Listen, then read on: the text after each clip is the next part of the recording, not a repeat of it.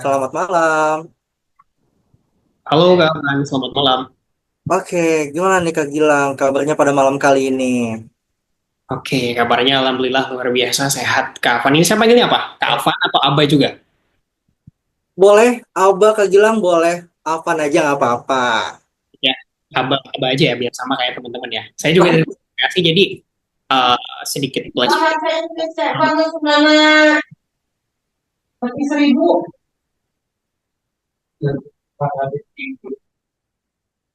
Oke, mungkin boleh Kak dilanjut. Mohon maaf ya teman-teman untuk mute terlebih dahulu supaya tidak mengganggu coaching ketiga kita pada malam kali ini. Oke, boleh kepada Kak Gilang dilanjut Kak. Sudah, kok tadi sudah ya. Oke, sudah. Ini deh, saya juga ada pantun ya. Tadi kan teman-teman masing provinsi pakai pantun, saya juga punya pantun buat teman-teman semuanya. Oke, bentar ya. Oke, Tadi saya udah nyiapin pantun juga nih buat teman-teman. Oke. Ini pantunnya.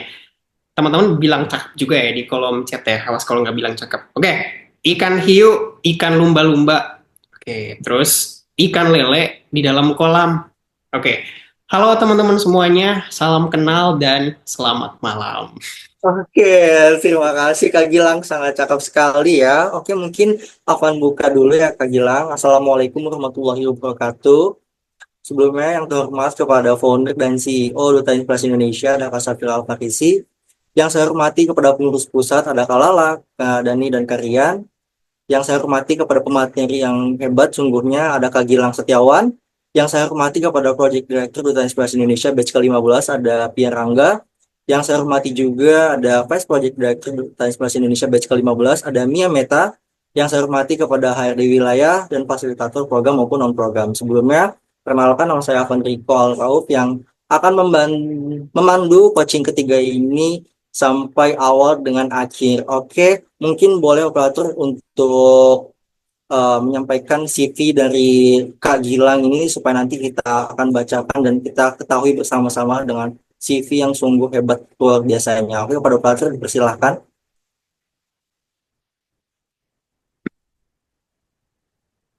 Oke, di sini saya akan membacakan terkait CV dari Kak Gilang Setiawan yang sungguh luar biasanya. Teman-teman, bahwasannya di sini CV Kak Gilang itu 7 lembar ya teman-teman. Dan juga di sini saya akan membacakan CV dari Kak Gilang. Jadi beliau adalah lulusan dari Universitas Islam Negeri Sunan Gunung Jati pada tahun 2023. Dan tentunya seperti yang kita saksikan bersama, beliau memiliki berbagai segudang pengalaman maupun prestasi yang sangat luar biasa dan sangat banyaknya seperti kita lihat bahwasanya beliau memiliki pengalaman di Kementerian Pendidikan dan juga di Kementerian Pemuda dan Olahraga Republik Indonesia. Nah, seperti yang kita tahu bahwasanya beliau ini adalah Project Director Duta Inspirasi Indonesia batch kelima ya teman-teman, dan tentunya adalah bagian dari keluarga Duta Inspirasi Indonesia. Jadi dilihat juga dari segudang prestasinya seperti beliau adalah peraih beasiswa LPDP dan juga meraih fully funded delegasi International Youth Conference Expedition Chapter 3 countries in Thailand, Singapore, and Malaysia. Beliau juga pernah mendapat award Youth Abroad Expedition Chapter 9 negara ya teman-teman, di Prancis, Belgia, Belanda, Jerman, Swiss, Austria, dan Italia. Beliau juga menggeluti di berbagai bidang penulisan seperti esai maupun artikel, dan telah banyak nih teman-teman mendapatkan prestasi yang sungguh luar biasa seperti best presentation maupun juara satu maupun juara dua. Jadi harapan Abah kepada teman-teman Duta Inspirasi Indonesia batch ke-15 bisa menggali ilmunya, bisa saling diskusi kepada pemateri yaitu Kak Gilang Setiawan. Oke, terima kasih kepada operator yang telah menyampaikan CV dan menampilkan CV dari Kak Gilang Setiawan. Oke, karena untuk mengefisiensi waktu juga kepada Kak Gilang Setiawan mungkin untuk menyampaikan materi yang sungguh kece dan luar biasa. Sebelum menyampaikan materi, mungkin kepada operator boleh untuk share screen PPT terlebih dahulu materi kita pada malam kali ini.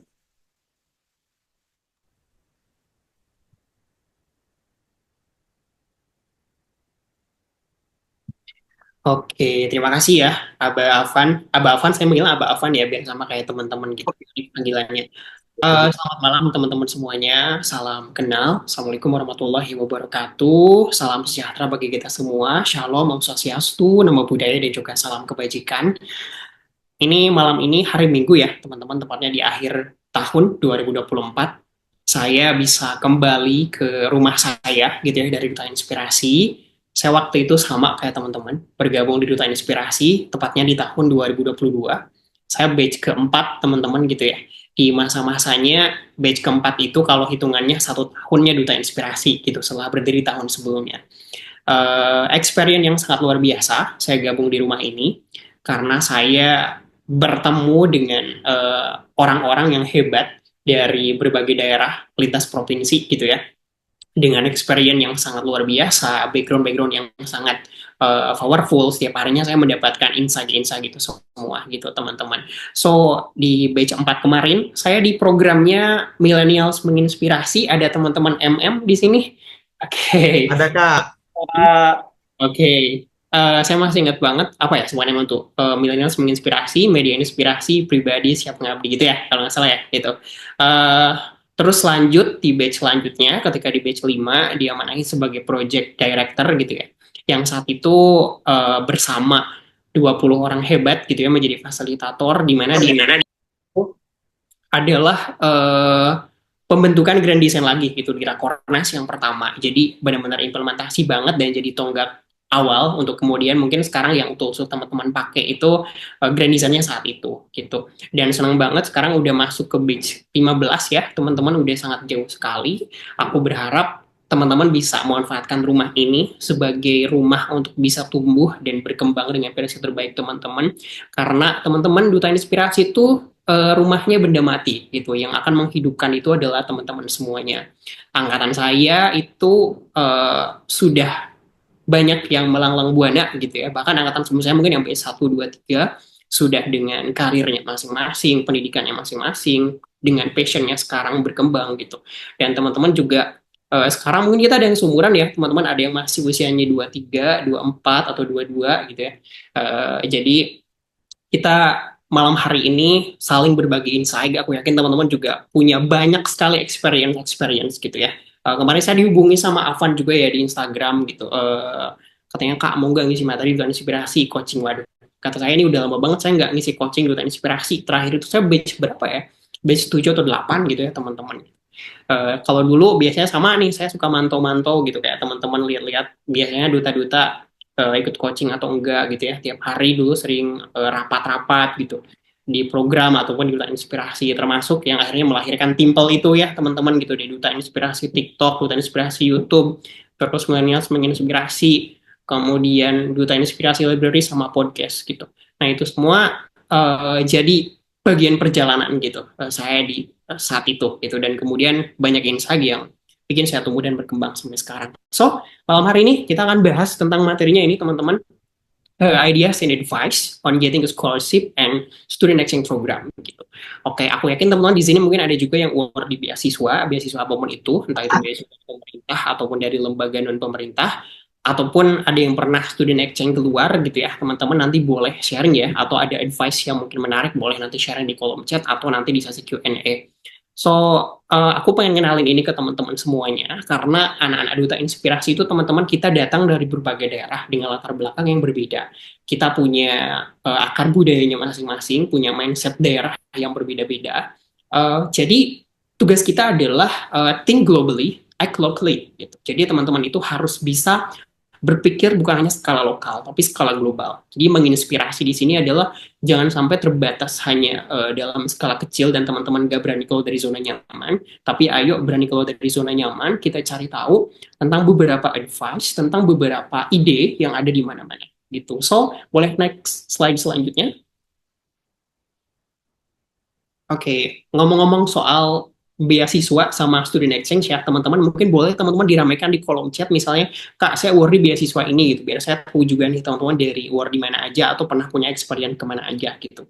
Nah, saya sendiri teman-teman di tahun 2022 saya sempat jadi award di beasiswa Scholars ya, itu dari Scholars. Kemudian di tahun selanjutnya jadi award di Fully Funded untuk program International Youth Summit dan beberapa program lainnya. Kemudian di tahun ini baru banget kemarin di bulan November gitu ya, jadi award di LPDP dalam negeri, dan sekarang masih hektik gitu ya teman-teman, karena kemarin saya lewat jalur non LOE. Mungkin di awal tahun ini saya akan coba fokus TLI dulu. Oke, ini banyak ya, ada yang award di beasiswa unggulan, oh keren ya, ada Ethos ID, tadi ada yang PLN ya, terus apa lagi nih, PI. Oke, berarti banyak ya teman-teman. Ini ada juga yang wardi ke Singapura sama Malaysia, keren. Berarti teman-teman punya experience itu semua. So, nanti jangan lupa bagi sharing-sharing ya, teman-teman experience seperti apa, atau mungkin boleh membandingkan gitu dengan experience saya, dan bagaimana cara saya mendapatkan beberapa program ini. Oke, boleh next slide selanjutnya. Oke, ada beasiswa jalur organisasi ya. Wah, keren. Biasanya kalau di Indonesia, jalur organisasi tuh kayak IPB ya. Kayak IPB ada jalur ketua OSIS, atau jalur pramuka gitu. Oke, sebelum saya memulai lebih jauh, boleh saya pengen dapat energi positif dari teman-teman semuanya. Sebelum kita membahas tentang bagaimana cara dapetin beasiswanya, cara dapetin program internasional, saya pengen tahu dulu, menurut teman-teman kenapa sih kita harus dapat program beasiswa? Dan kenapa sih kita harus ikut program internasional salah satunya? Boleh satu atau dua orang? Boleh resen? Oke, banyak banget. Saya random aja ya gitu.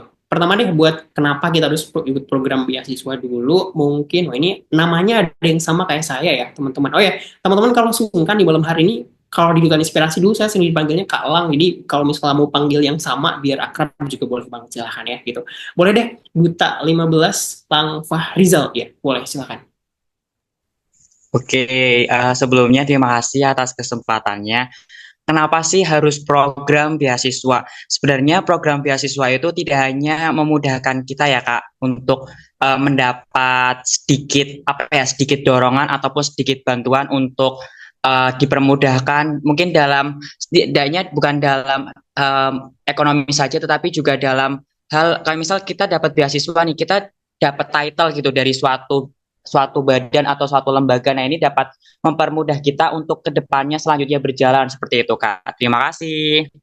Sama-sama.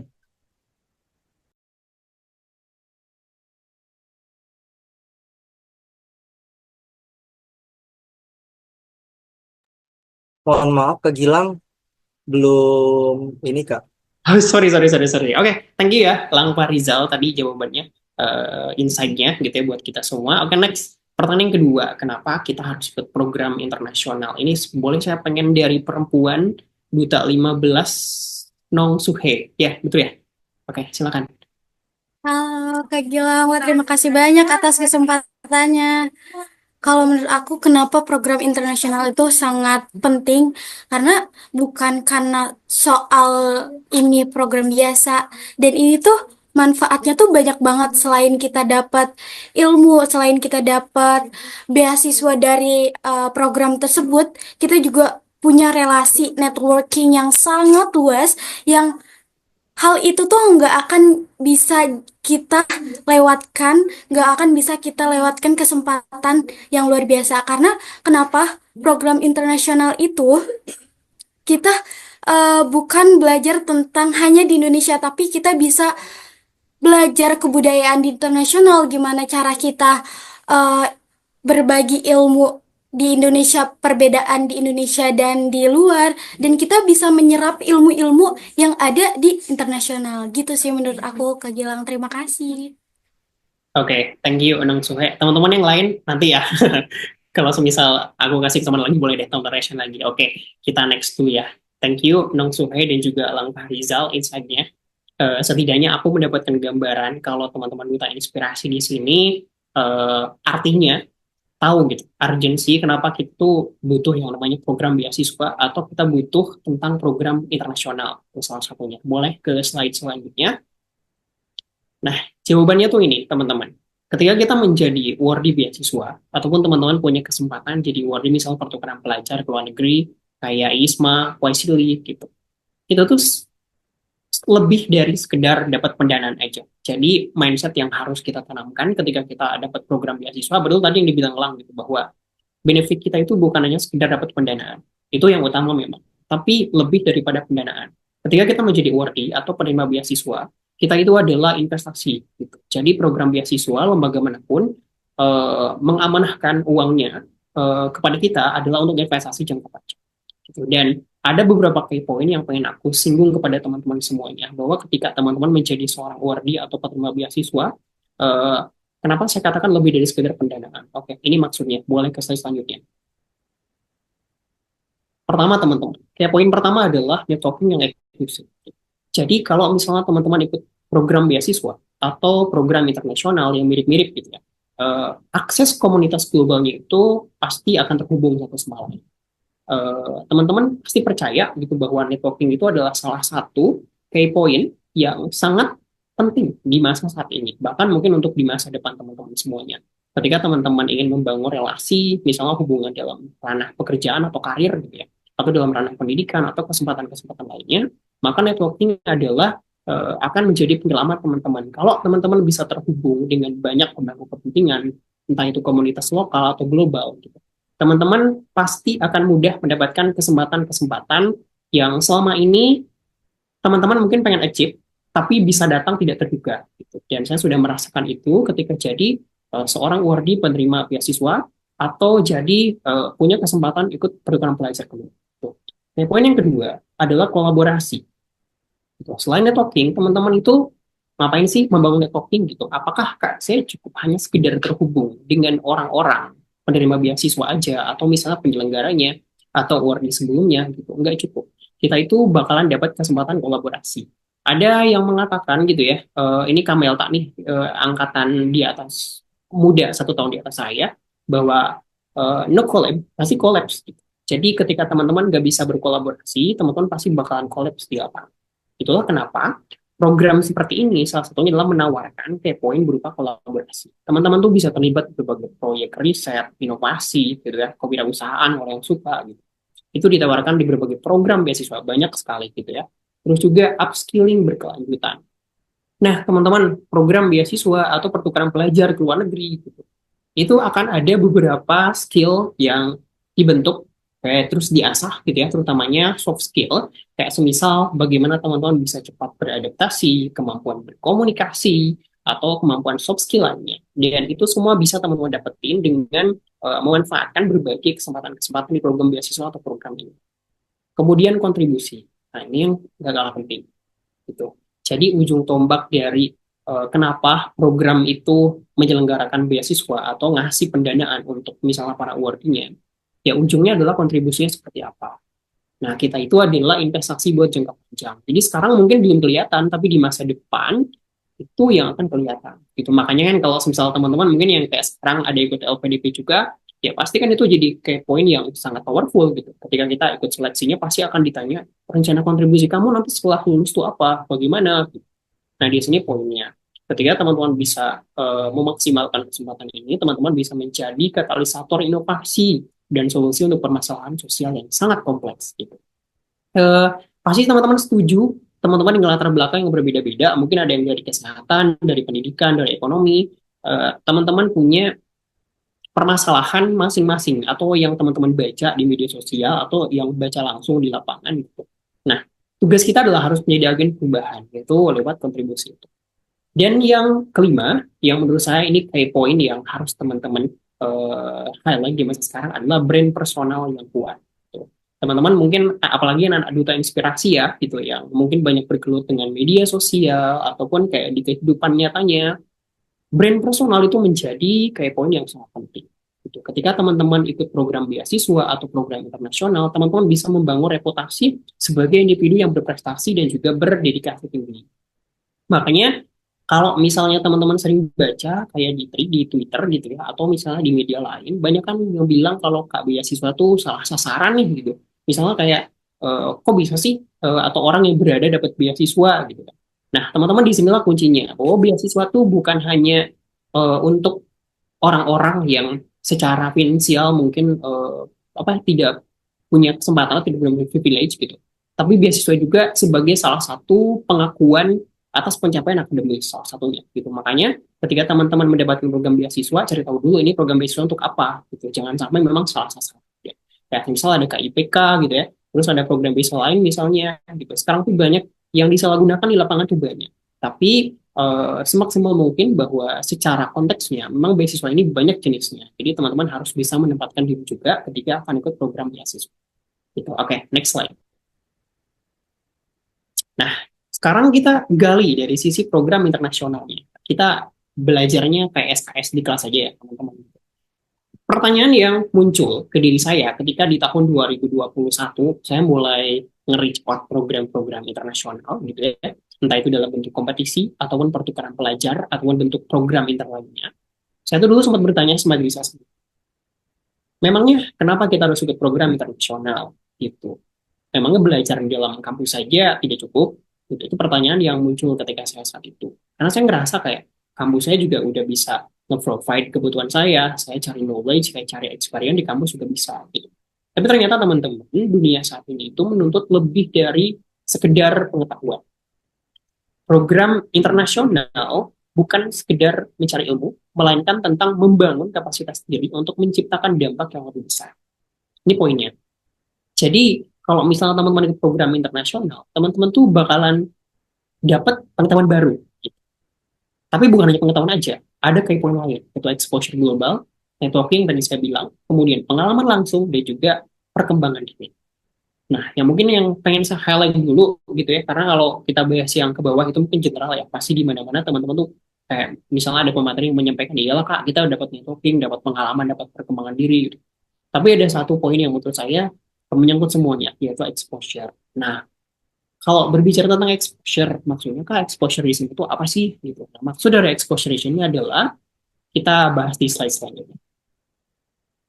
Ini yang menurut saya teman-teman itu harus benar-benar aware gitu ya. Boleh ke slide selanjutnya. Nah, ini gitu. Jadi kita itu sekarang bukan hanya kita yang terekspos gitu ya. Maksud exposure di sini itu bukan kita yang terekspos kayak di media sosial mendapatkan perhatian. Misalnya kayak ada beberapa yang mereka udah ke luar negeri atau dapat beasiswa tiba-tiba jadi konten kreator gitu. Itu kayak sharing di media sosial. Itu mungkin cara teman-teman nggak kualifikasikan itu. Tapi kita yang terekspos dengan pengetahuan yang selama ini tuh teman-teman ada di mana-mana. Jangan jauh-jauh untuk program internasional, teman-teman ikut Duta Inspirasi aja, ketemu dengan orang yang berbeda dari berbagai daerah, itu adalah salah satu aset untuk teman-teman bisa mendapatkan exposure. Jadi lewat program inter misalnya, teman-teman bisa dapat pengetahuan yang ada di mana-mana, kebudayaan, dan kebiasaan yang kita temukan. Perspektif di luar negeri itu seperti apa, kemudian international understanding, networking, dan juga lain sebagainya. Nah, semuanya itu bisa kita dapetin salah satunya lewat pengalaman atau experience gitu.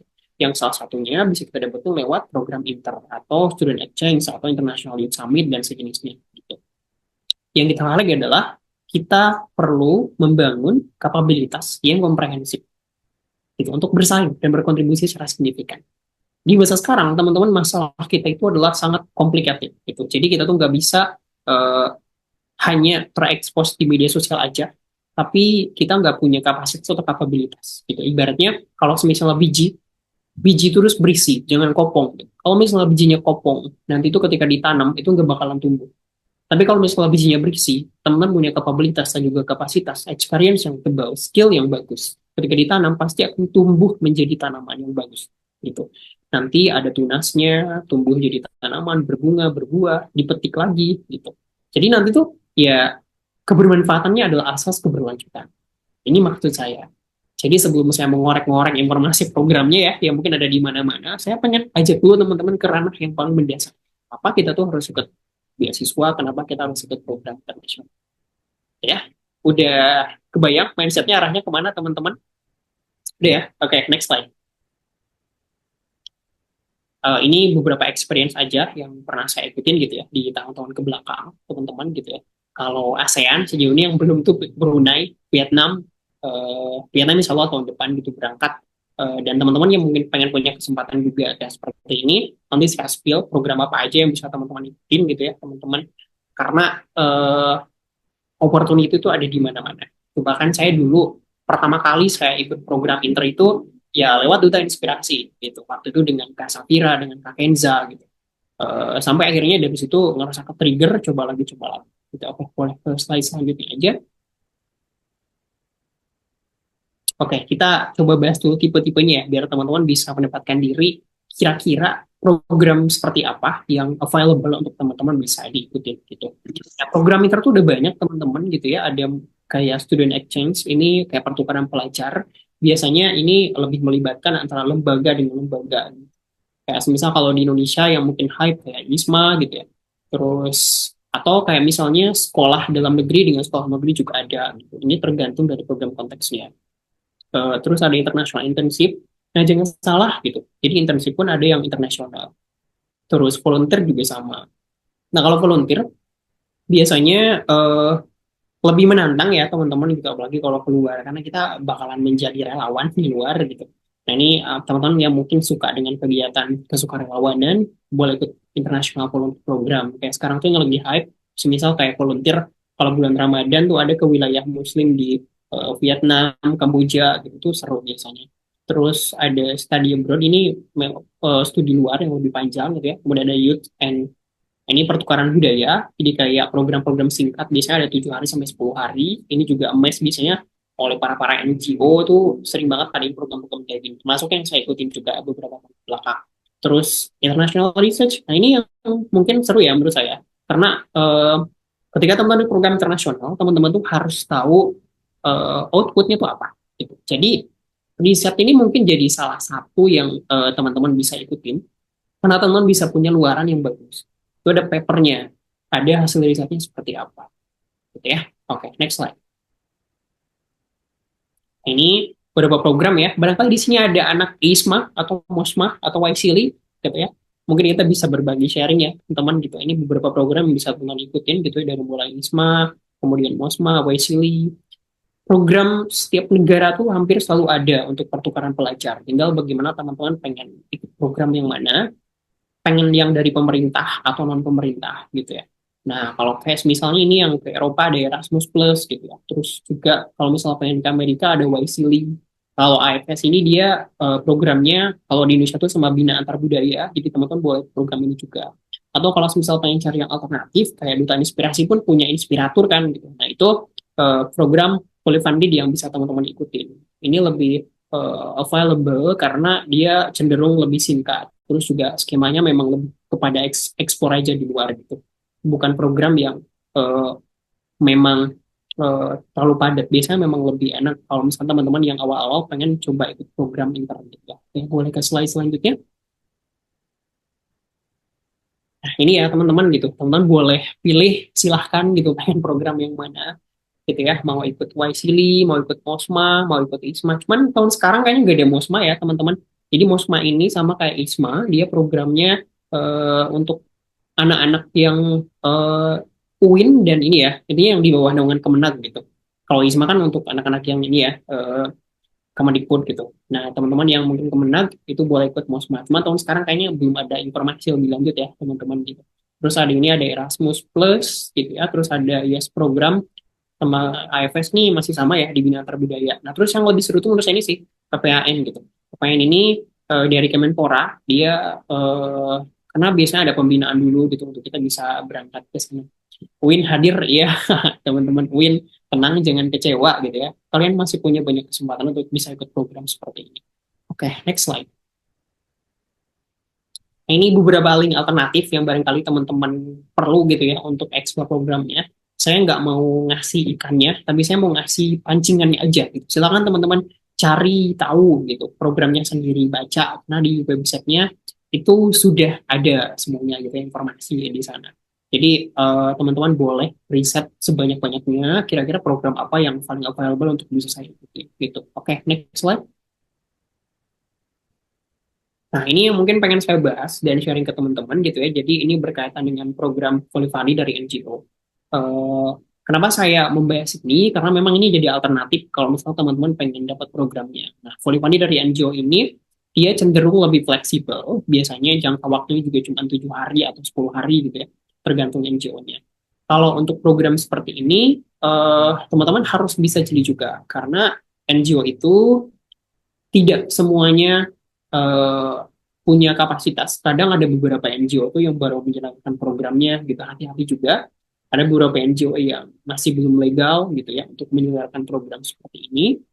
Teman-teman kalau bisa di awal-awal tuh harus riset dulu, cari tahu apakah sudah legal atau belum, adakah warning sebelumnya, biar teman-teman tuh bisa ada gambaran. Karena teman-teman case-nya, kejahatan-kejahatan di masa sekarang tuh untuk program seperti ini tuh banyak. Itu banyak travel agent yang bersembunyi di balik kata international conference, international youth summit gitu ya, yang sebenarnya mereka tuh travel agent gitu, yang pada awalnya kita mungkin pengen punya kesempatan exposure keluar gitu, ikut kayak conference yang kayak gitu, ternyata malah conference-nya cuman hanya formalitas aja gitu, tuh hati-hati gitu. Itu banyak banget yang kayak gini. Tinggal bagaimana teman-teman cari tahu dulu rekam jejak sebelumnya seperti apa gitu. Oke. Dan balik lagi bahwa NGO ini teman-teman pendanaannya sesuai dengan namanya ya, non pemerintah. Artinya dia tuh filantropi gitu. Dia cari pendanaan dari luar, bahkan ketika satu program itu dia mungkin saja bisa membuka lagi program selanjutnya. Misal kayak ada programnya ke Korea misalnya, terus dia tiba-tiba buka lagi nih programnya untuk ke luar negeri misalnya ke Jepang, padahal yang sebenarnya belum berangkat gitu. Nah itu ada juga ya, karena memang konsepnya biasanya mereka tuh pendanaan yang mereka dapetin dari satu program itu mereka pakai lagi untuk mengembangkan program selanjutnya gitu. Ya banyak ya yang viral gitu. Saya juga mengikuti kemarin gitu, sempat kali wah ini NGO yang kurang amanah nih gitu, padahal dia udah sangat besar. Jadi hati-hati ya teman-teman. Bahkan saya pernah menjadi korban gitu, termasuk dari teman saya juga duta inspirasi si Farid. Saya sama Farid itu mendapatkan pengumuman sebagai delegasi fully funded dari satu NGO waktu itu. Terus tiba-tiba H+1 kita di chat lagi kalau kak maaf kita salah pengumuman gitu. Yang fully funded bukan kakak sama ini tapi yang itu kan jadi salah satu kurang etis juga ya buat sebuah NGO. Jadi teman-teman pun hati-hati, pastikan sebelum mengikuti programnya riset sedalam-dalamnya bahwa apakah program ini available untuk bisa teman-teman ikuti atau tidak gitu. Aduh, ini 500.000 gede banget ya. Oke, next slide. Oke. Nah, ini ya, mungkin program-program yang saya pun dulu sempat sempat ikut program kayak gini nih. Itu yang kayak International Youth Summit, International Youth Conference, International Youth Expedition. Nama-namanya tuh mirip-mirip gitu, kayak IYC atau apalah kayak gitu. Nah, semuanya pasti amanah kok gitu. Ada beberapa yang amanah, cuman hati-hati aja, ada beberapa yang nggak amanah. Dan mungkin salah satu yang paling mencoloknya adalah ketika teman dapat program seperti ini, itu pasti ada yang namanya komitmen fee. Nah, komitmen fee ini biasanya sama kayak biaya pendaftaran gitu. Jadi kalau misalkan teman-teman ikut kompetisi di kampus, nah itu apa sih? Ibaratnya kayak teman-teman tuh mendaftar untuk ikut programnya gitu. Banyak orang yang termakan eh, marketing gitu, termakan marketing kayak semisal dengan kamu membayar komitmen fee kamu dijamin lulus misalnya. Itu banyak yang kayak gitu. Jadi hati-hati ya teman-teman. Itu oke, next slide. Nah, ini ya istilah funding yang mungkin teman-teman juga harus tahu. Jadi di NGO ini biasanya termasuk bukan NGO juga gitu, yang kalau misalnya pemerintah juga sama, ada yang kalau di beasiswa itu entah itu dalam negeri atau luar negeri, ada yang fully funded, partial, kemudian spesial sama self. Ini biasanya yang paling riskan tuh yang fully funded. Itu banyak yang kalau NGO itu dia sebagai gimmick marketingnya gitu ya teman-teman, hati-hati juga. Kalau fully funded sesuai dengan namanya itu dibayar full sama NGO-nya, tergantung yang full itu apa aja. Tapi biasanya tetap aja ada yang harus kita pakai uang pribadi. Terus kalau yang partial funding ini lebih ke sebagian biasanya potongan. Cuma rata-rata dari experience saya, kalau misalnya yang partial ini biasanya teman-teman itu harus ikut programnya dulu sampai rekan terakhir. Kalau misalnya nggak lulus jadi fully funded baru dia dapat potongan gitu atau diskon lah gitu. Sama spesial ini sama kayak potongan juga tergantung dari programnya sama self funding. Nah, kalau program-program inter teman-teman pengen coba keluar dan teman-teman punya budget kayak 7 sampai 8 jutaan, kayak untuk program-program yang sekarang lagi hype kan 3 negara ya, Singapura, Malaysia, Thailand. Itu self funded dengan punya dana segitu teman-teman udah bisa berangkat ke sana sih gitu. Jadi nggak usah capek-capek ikut seleksi sebenarnya. Cuman kalau misalnya pengen ngerasain euforia seleksinya seperti apa, itu teman-teman bisa ikut dulu seleksinya seperti itu. Oke, next slide. Nah, ini beberapa rekomendasi dari aku gitu, yang pernah aku ikutin juga. Ini ada Global Education gitu ya. Terus kalau udah inspirasi mungkin ada Inspiratur ya gitu, teman-teman boleh ikut juga. Ini ada Bina Antar Budaya yang tadi saya bilang untuk anak-anak di AFS gitu ya. Kalau Bina Antar Budaya biasanya untuk anak-anak SMA ya gitu programnya. Terus ini ada beberapa juga yang pernah saya ikutin, barangkali bisa direkomendasi untuk teman-teman semua. Gitu ya. Oke, next slide. Nah, kalau misalnya kita perbandingkan ya teman-teman antara NGO dan pemerintah, itu keduanya plus minus gitu. Kayak misal kalau NGO dia kelebihannya satu, dia pasti fleksibel gitu. Artinya sistem seleksinya tidak serumit dari yang pemerintah. Kayak misalnya teman-teman bisa ngebandingin ya, misalnya kayak ISMA yang dari pemerintah, itu kan seleksi pasti sangat ketat dan pesertanya gitu ya, itu pasti juga banyak gitu ya. Kemudian kalau misalnya dari NGO itu biasanya dia cenderung kurangnya kapasitas fully funded itu biasanya cuma kayak 3 sampai 5 orang, paling banyak mungkin 6 sampai 7, ya tergantung dari NGO-nya seberapa besarnya. Kalau dari pemerintah itu biasanya lebih banyak. Kayak misalnya dalam satu angkatan dia bisa misalnya kasih kuotanya berapa ratus atau berapa ribu gitu. Jadi teman-teman boleh silakan pengen ikut program yang mana gitu. Cuman tetap hati-hati dan persiapan yang matang gitu ya, karena semuanya itu melibatkan teman-teman gitu yang akan ikut seleksinya. Jadi ada plus minusnya. Pilihan teman-teman mau ikut baik NGO atau baik pemerintah. Oke, next slide. Nah ini ya maksud saya, jadi teman-teman tuh jangan asal-asalan mengikuti program inter atau program beasiswa. Kalau misalnya apalagi yang ke luar negeri, itu pastiin teman-teman harus bisa riset. Menurut saya, teman-teman gitu ya, rata-rata dari mente-mente saya gitu ya yang ikut selama ini, rata-rata mereka itu punya ambisi yang besar atau punya keinginan yang besar untuk bisa keluar. Cuman mentalnya itu adalah mental tidak mau cari tahu. Jadi kayak maksud tidak mau cari tahu itu bukan bukan benar-benar kayak nggak baca panduan ya, tapi nggak mau effort untuk cari tahu riset sedalam-dalamnya. Padahal sebenarnya mental riset itu adalah mental yang harus teman-teman punya untuk ikut program beasiswa ataupun mau ikut program pertukaran ke luar negeri gitu. Riset itu teman-teman bukan hanya kita hanya sekedar membaca buku panduan, tapi teman-teman boleh explore kayak lembaganya seperti apa, core value-nya seperti apa gitu ya, atau awardee sebelumnya. Itu bagian riset yang harus semua mencari tahu. Terus juga kalau misal keluar kan teman-teman harus cari tahu negaranya seperti apa, safety atau tidak gitu. Ini juga harus menjadi bagian penting. Sama mungkin beberapa kemungkinan-kemungkinan yang ketika seleksi itu akan muncul atau setelah seleksi persiapan keberangkatan kayak visanya gitu ya. Itu seperti apa teman harus cari tahu. Nah, jadi poin-poin ini gitu ya, yang pengen aku highlight juga ke teman-teman bahwa ketika teman-teman ikut program keluar gitu ya, konteksnya adalah teman-teman kita tuh akan masuk ke negara orang, bukan negara sendiri tapi negara orang dengan sistem pemerintahan yang berbeda, dengan budaya yang berbeda gitu ya, dengan mungkin kalau kayak lintas benua suhu yang berbeda gitu ya. Nah itu teman-teman harus bisa mempertimbangkan itu. Eh, Sama kayak teman-teman mau survival gitu ya. Jadi pertamanya adalah utamakan keselamatan diri sendiri gitu ya. Jadi safety atau tidak. Karena teman-teman boleh memiliki impian yang besar ke luar negeri, harus tinggi memang teman-teman, kalau teman-teman pengen punya kesempatan dan setiap hari membangun afirmasi positif, tapi dibarengi dengan riset dan juga persiapan yang tepat. Dan satu key point yang menurut saya ini bisa jadi tiket dewa teman-teman sebelum teman-teman ikut program beasiswa dalam negeri ataupun ke luar negeri, itu adalah sertifikat bahasa. Ini adalah tiket dewanya teman-teman gitu. Jadi sebelum teman-teman ikut program beasiswa, kalau misalnya teman-teman pengen punya golden ticket, sertifikat bahasa itu adalah golden ticketnya. Gitu. Kak, emang dalam negeri kenapa kita harus butuh sertifikat bahasa? Teman-teman kayak misalnya LPDP misalnya atau beasiswa S2, itu pasti setiap kampus untuk kita bisa mendapatkan LOE itu ada sertifikat bahasa yang harus kita lampirkan. Misalnya kayak dari TOEFL jenis ITP atau IBT atau IELTS gitu ya, tergantung dari kampusnya mintanya apa. Atau kayak misal di UI, misalnya kayak mau seleksi S2 kan, di SIMAK itu kan kita soalnya misal ada TPA sama bahasa Inggris, nah itu kan akan diuji kembali. Gitu. Jadi teman-teman, bahasa ini adalah golden ticket. Apalagi kalau keluar teman-teman ikut program inter, ya teman-teman itu bakalan mudah berinteraksi dan dapat insight yang lebih banyak kalau bisa berkomunikasi gitu dengan orang luar.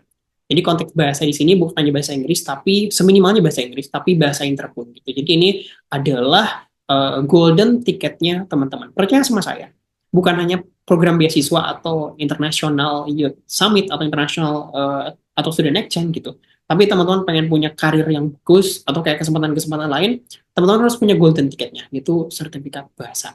Ini bakalan jadi kesempatan emas kemanapun teman-teman pakai. Ya, jadi kalau misal sekarang masih semesternya panjang atau misal udah lulus, jangan pernah bilang ada kata terlambat, tapi ayo memulai untuk itu semua. Bisa lewat daily life gitu, kayak teman-teman belajar setiap harinya misalnya nonton film bergenre bahasa Inggris gitu ya, atau membaca buku jurnal bahasa Inggris, itu bisa jadi habit yang membangun afirmasi positif teman-teman. Itu next slide.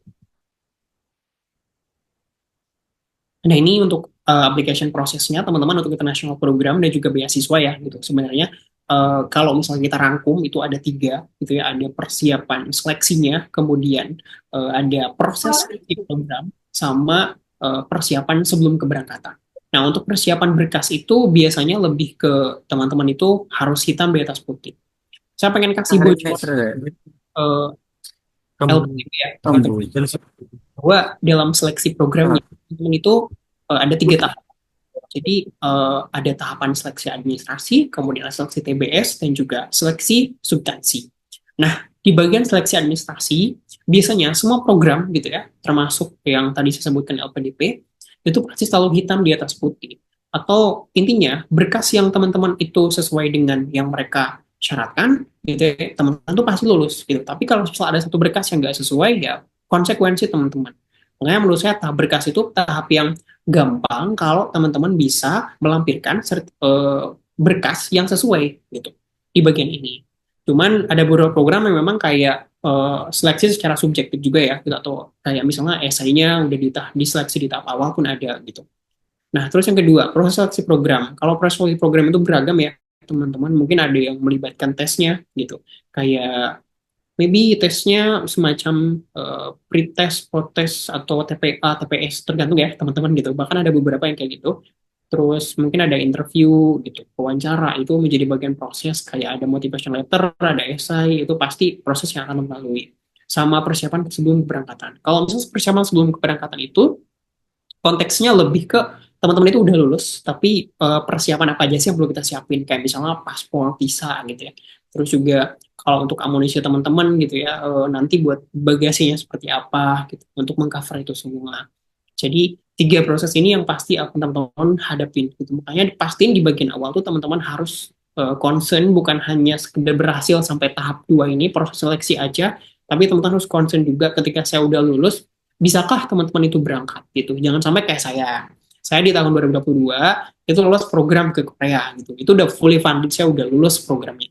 Tapi saya nggak jadi berangkat ke sana gara-gara visa saya tuh gagal approve gitu di KVIC-nya tuh gagal. Itu saya 10 orang dari satu program, termasuk project leadernya yang ngadain program, kita semua gagal gitu ya teman-teman. Itu kayak jelek banget, kita udah seleksi, udah lulus fully funded. Nah, jadi makanya tolak ukurnya teman-teman itu Sebentar, harus memastikan bahwa semuanya bisa benar-benar teman-teman kejar gitu. Termasuk kayak pastiin risetnya bukan hanya sampai tahap 2 tapi tahap 3 juga. Oke, next slide. Iya, jelek banget guys gitu. Itu karena ngerasanya kayak, oh udah effort banget seleksi wanita tiba-tiba, oh bahkan bikin visanya pun itu ya aku dulu rumahnya masih di Bandung gitu. Ke Bandung, bolak-balik Bandung, Jakarta, Kuningan gitu. Di sana kan bikin visa di Cafe IC itu. Cafe Aceh. Nah itu wah sangat memakan energi yang sangat besar. Tapi ternyata konsekuensinya seperti itu. Makanya aku evaluasi program selanjutnya. Aku kayak harus bener-bener riset dulu persiapan gitu. Nah, ini untuk Moodlet selection tips ya, untuk motivation letter. Aku kasih tipsnya lebih ke poin yang lain aja untuk teman-teman semuanya gitu ya di sini. Nah, pertama, teman-teman, kalau misalnya teman-teman itu menulis motivation letter gitu, pastiin teman-teman itu be a program stalker gitu. Jadi, kalau misalnya yang aku bilang tadi, riset itu kunci awal, ini kuncinya.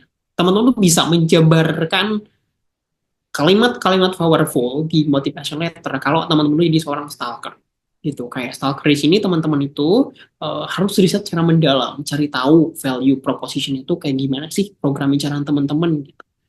Nah, value proposition itu kayak gini, kayak misalnya nilai plus programnya, tujuannya itu apa sih gitu. Nah, nanti teman bisa menjabarkan itu. Kayak misalnya sambungin dengan goals teman-teman atau rencana kontribusinya gitu.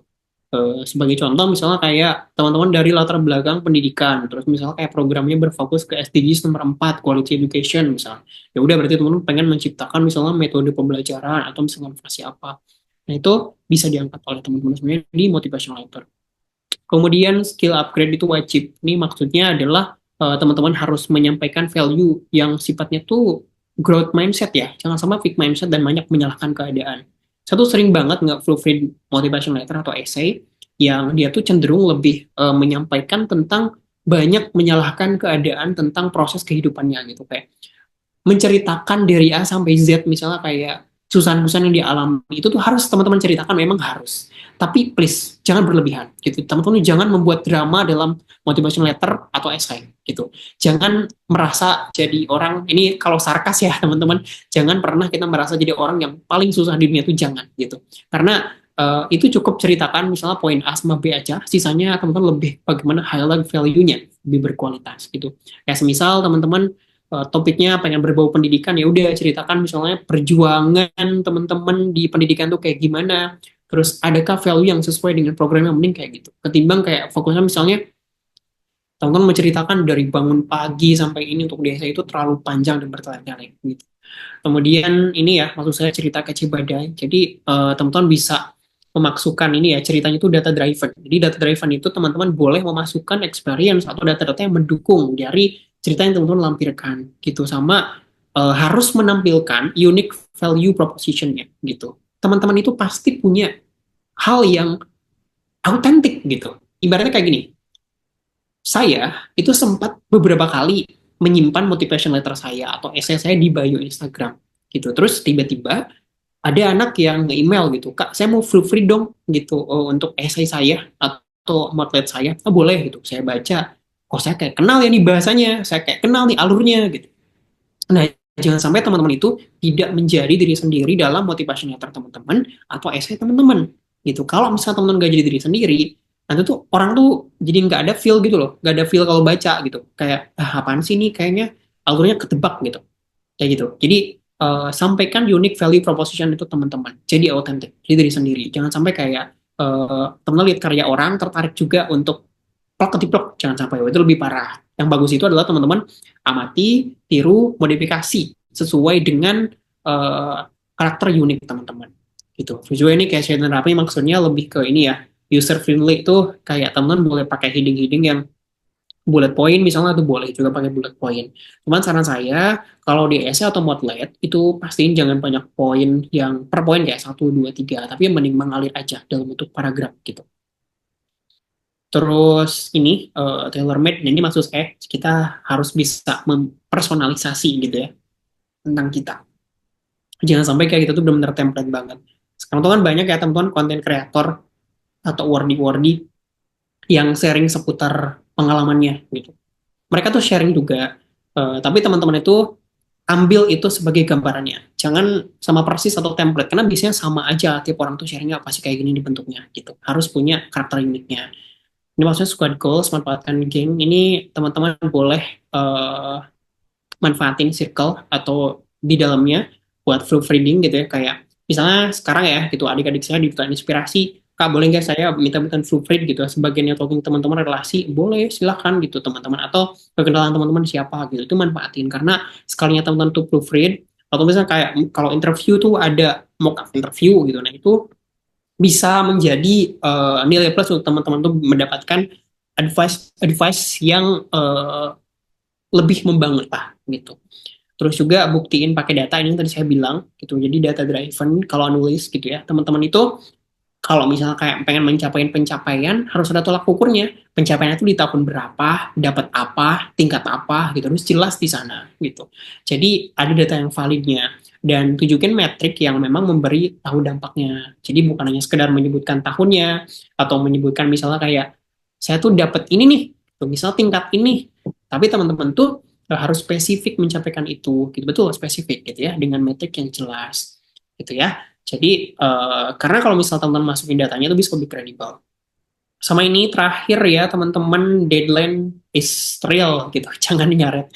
Saya punya experience yang buruk tentang deadline gitu ya teman-teman, beberapa kali kayak program yang saya ikutin, saya bikin essay-nya mepet atau ini karena ngerasa kayak terlalu adigung dengan diri sendiri, itu jangan sampai. Jadi teman-teman harus bikin itu 7 hari, karena manage dengan baik itu sangat penting biar teman-teman tuh nggak keburu-buru untuk submitnya. Jadi biar naskah teman-teman juga lebih powerful. Ya, oke, next slide. Nah, ini untuk esai. Tadi saya miripin dengan Moodlet juga ya. Jadi untuk esai poin-poinnya kita rangkum aja ya teman-teman gitu. Nah, pertama aku pengen bilang juga bahwa esai itu adalah tiket lolos. Jadi hati-hati kalau teman-teman itu blunder dalam menulis esai. kelima blunder ini yang mungkin pengen aku highlight. Pertama adalah ghost reader atau mager, sama kayak Modlet. Kita tuh jangan mager membaca atau cari tahu ya gitu. Terus yang kedua adalah ceritanya out of focus gitu. Jadi misalnya esai teman-teman itu pada awalnya ingin berfokus tentang kesehatan atau ekonomi misalnya. Teman-teman tuh jangan terlalu banyak bercabang, tapi harus mengerucut kayak konsep segitiga terbalik gitu loh. Jadi dari mulai hal yang paling general sampai ke hal yang paling spesifiknya tuh seperti apa gitu ya. Dan jangan sampai keluar dari topiknya. Biasanya ada tuh kayak misalnya terlalu asik menceritakan tentang experience pribadi misalnya. Kayak teman-teman tuh ya udah ceritakan yang banyak kemana-mana supaya itu nggak penting untuk kita masukkan di esainya gitu. Terus ini gramatikal, ini penting ya teman-teman, mau sebagus apapun argumen teman-teman, kalau gramatikalnya berantakan, wah itu bikin gatel teman-teman. Jadi sekarang tuh udah banyak tools yang bisa teman-teman pakai gitu, kayak Grammarly, bahkan AI pun bisa dibantu untuk mengoreksi gramatikal kita gitu. Secara gramatikalnya ya jangan isinya ya gitu teman-teman, karena kelihatan banget kalau bahasa AI gitu. Jadi ini pastiin citra teman-teman ketika menulis saya kalau misalnya gramatiknya jelek itu kelihatan di sana gitu. Jadi boleh proofread berkali-kali, minta bantuan siapa untuk ini gitu. Sama ini generic atau bosenin, maksudnya yang tadi saya bilang, teman-teman tuh jangan kasih sesuatu yang general, tapi kasih sesuatu yang anti mainstream untuk di essay teman-teman gitu, dan bisa engage untuk itu semua gitu.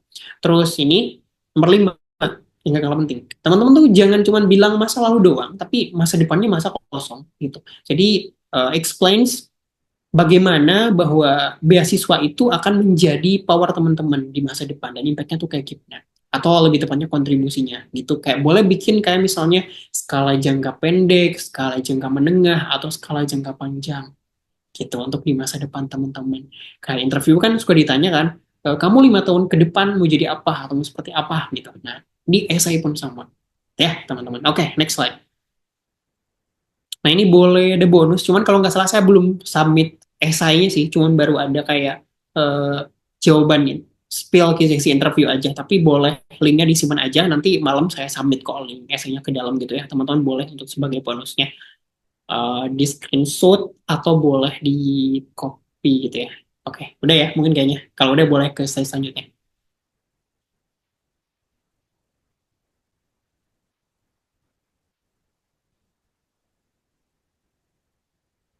Ya, terima kasih kembali teman-teman semuanya. Semoga bermanfaat. Senang saya kalau bisa bermanfaat ya. Terus ini interview. Nah, ini yang menurut saya krusial gitu untuk teman-teman semuanya. Kenapa sekarang kan krusial? Karena ya interview itu adalah tahap akhir biasanya di setiap program, entah itu beasiswa ataupun international program gitu. Kayak which is teman-teman tuh udah beres semua tahapan 1, 2, 3, tahapan keempatnya interviewnya gitu. Teman-teman tuh harus benar-benar simak situ dan benar-benar saat interview. Pertama, preparation is key. Persiapan itu adalah kuncinya. Teman-teman itu harus bisa riset program, misalnya gitu ya, terus kayak cari tahu gambaran wawancara kalau bisa cari tahu. Biasanya nggak bisa kayak gitu. Latihan jawaban, pertanyaan-pertanyaan yang mungkin klasik akan muncul, atau pertanyaan-pertanyaan killer yang juga mungkin akan muncul gitu. Teman-teman harus bisa show ke mereka bahwa teman-teman itu adalah proaktif gitu untuk bisa menjawab di selama sesi interview. Kemudian kedua adalah laser focus on answer. Ini juga sama kayak di essay, teman-teman jangan keluar dari konteks yang ditanyakan. Saya kasih spill teman-teman. Di seleksi substansi LPDP kemarin itu dalam satu room itu ada 3 gitu. 3 itu kalau yang saya baca itu dari kalangan akademik. 2-nya, satu lagi dari kalangan psikolog gitu. Nah, mereka bertanya sesuai dengan kapasitasnya. Dan ketika bertanya, kita tuh nggak boleh out of topics gitu. Makanya saya tuh selalu belajar ketika saya wawancara sebelumnya di program inter gitu ya, dan saya pakai lagi di LPDP kemarin, jangan sampai kita tuh menjawab jawaban yang pageantry. Nah, maksudnya adalah jawaban yang pendahulunya tuh panjang sekali teman-teman gitu, atau kayak kemana dulu gitu. Tapi fokusnya untuk bisa menjawab poinnya tuh cuma dikit, yang sampai kayak gitu. Tapi lebih kerennya adalah dibalik, fokusnya yang didahulukan, gitu ya. Baru kemudian teman-teman tuh boleh menjabarkan dari fokusnya itu. Jadi kalau segitiganya dibalik kalau ini, gitu. Ketimbang teman-teman fokus ke hal yang general, jangan kayak di essay kalau di interview. Terus juga ini body language conflict. Ini maksudnya adalah teman-teman itu meskipun lewat Zoom seperti ini misalnya, atau lewat langsung interviewnya, posisi tubuh, mata, cara teman berbicara itu harus tampilkan harus confidence gitu, yang maksimal gitu. Teman-teman harus bisa engage dan eye contact dengan interviewernya gitu ya. Terus juga ini yang keempat, passion matter on high gitu. Jadi teman-teman harus bisa show enthusiasm dan juga passion teman-teman yang membara untuk program internasional atau beasiswa gitu. Jadi teman-teman itu harus say goodbye untuk jawaban-jawaban yang membosankan atau template, tapi fokus dengan jawaban teman-teman yang anti mainstream. Kemudian yang kelima adalah honestly is the better policy. Jadi kejujuran itu penting, tapi terlalu jujur juga nggak baik. Maksudnya gimana Kak? Maksudnya ketika teman-teman menyampaikan jawaban, jawab dengan jujur bahwa teman-teman adanya seperti itu, tapi jangan terlalu jujur yang mencolok banget gitu. Guys, misal ya, banyak hal-hal yang nyeleneh gitu, bisa mungkin teman-teman jawab karena terjebak dengan satu pertanyaan. Jadi, so fokus dengan kejujuran itu, tapi tidak terlalu banyak membeberkan poin-poinnya. Kalau diminta, sampaikan. Kalau nggak diminta, jangan. Gitu. Nanti teman-teman blunder sendiri. Gitu. Jadi terakhir, fix these blunders and edge your interview. Gitu. Buktikan bahwa teman-teman itu high value kandidat dengan growth mindset yang siap make a difference. Gitu. Ketika teman-teman ikut seleksi beasiswa atau program internasional. Gitu ya, teman-teman. Aku berharap teman-teman keluar dari sini lebih pede lagi, dari dutaan inspirasi, confidence untuk ikut program intra atau beasiswa, dan aku tunggu kabar baiknya dari teman-teman. Itu oke, next slide.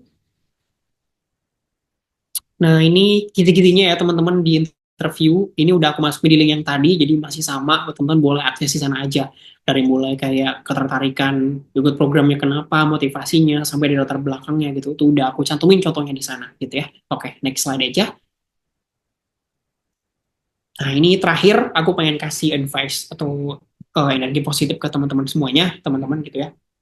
Jadi di tahun ini salah satu yang aku bangga dengan diriku sendiri adalah aku bisa one shoot di LPDP gitu. Yang pada awalnya aku menargetkan untuk bisa di LN, tapi qadarullah akhirnya aku memutuskan untuk bisa di dalam negeri gitu. Salah satu alasannya memang satu, karena program studi yang aku tuju tuh sudah cukup ada di dalam negeri gitu ya. Jadi jangan sampai aku membuang kesempatan dibayarin mahal-mahal itu, membuang kesempatan yang mereka tuh pengen dapat juga program beasiswa ke luar negeri atau dalam negeri gitu. Karena satu orang yang ke luar negeri itu bisa aja kita mengukur 4 orang yang mungkin bisa berkuliah dalam negeri gitu. Kalau misalnya kita kasih gambaran, aku pengen bilang bahwa program beasiswa apapun itu pasti punya goals yang jangka panjang atau investasi, termasuk LPDP, dan beasiswa ataupun pertukaran pelajar itu adalah investasi ganda teman-teman gitu. Mendanai mimpi kita sekaligus memperluas cakrawala dan juga memberikan pengakuan atas potensi yang kita miliki. Jadi teman-teman itu kalau berbicara program beasiswa, tadi yang saya bilang di awal, kita tuh nggak bisa hanya berbicara tentang pendanaan aja sebatas di sana. Tapi teman-teman itu berbicara tentang dana untuk mimpi teman-teman ke depannya seperti apa, investasi gitu. Dan beasiswa itu bukan hanya sekedar tiket menuju masa depan aja, tapi katalisator perubahan yang nantinya tuh bisa membentuk teman-teman menjadi individu yang lebih berdaya dan berdampak. Percaya sama saya teman-teman, mau sevisual apapun teman-teman, atau punya brand terkenal apapun, tapi kalau impact-nya dikit gitu ya, teman-teman mungkin di lapangan akan sedikit kurang energinya. Jadi beasiswa program-programnya adalah kesempatan emas untuk teman-teman bisa lebih berada juga berdampak.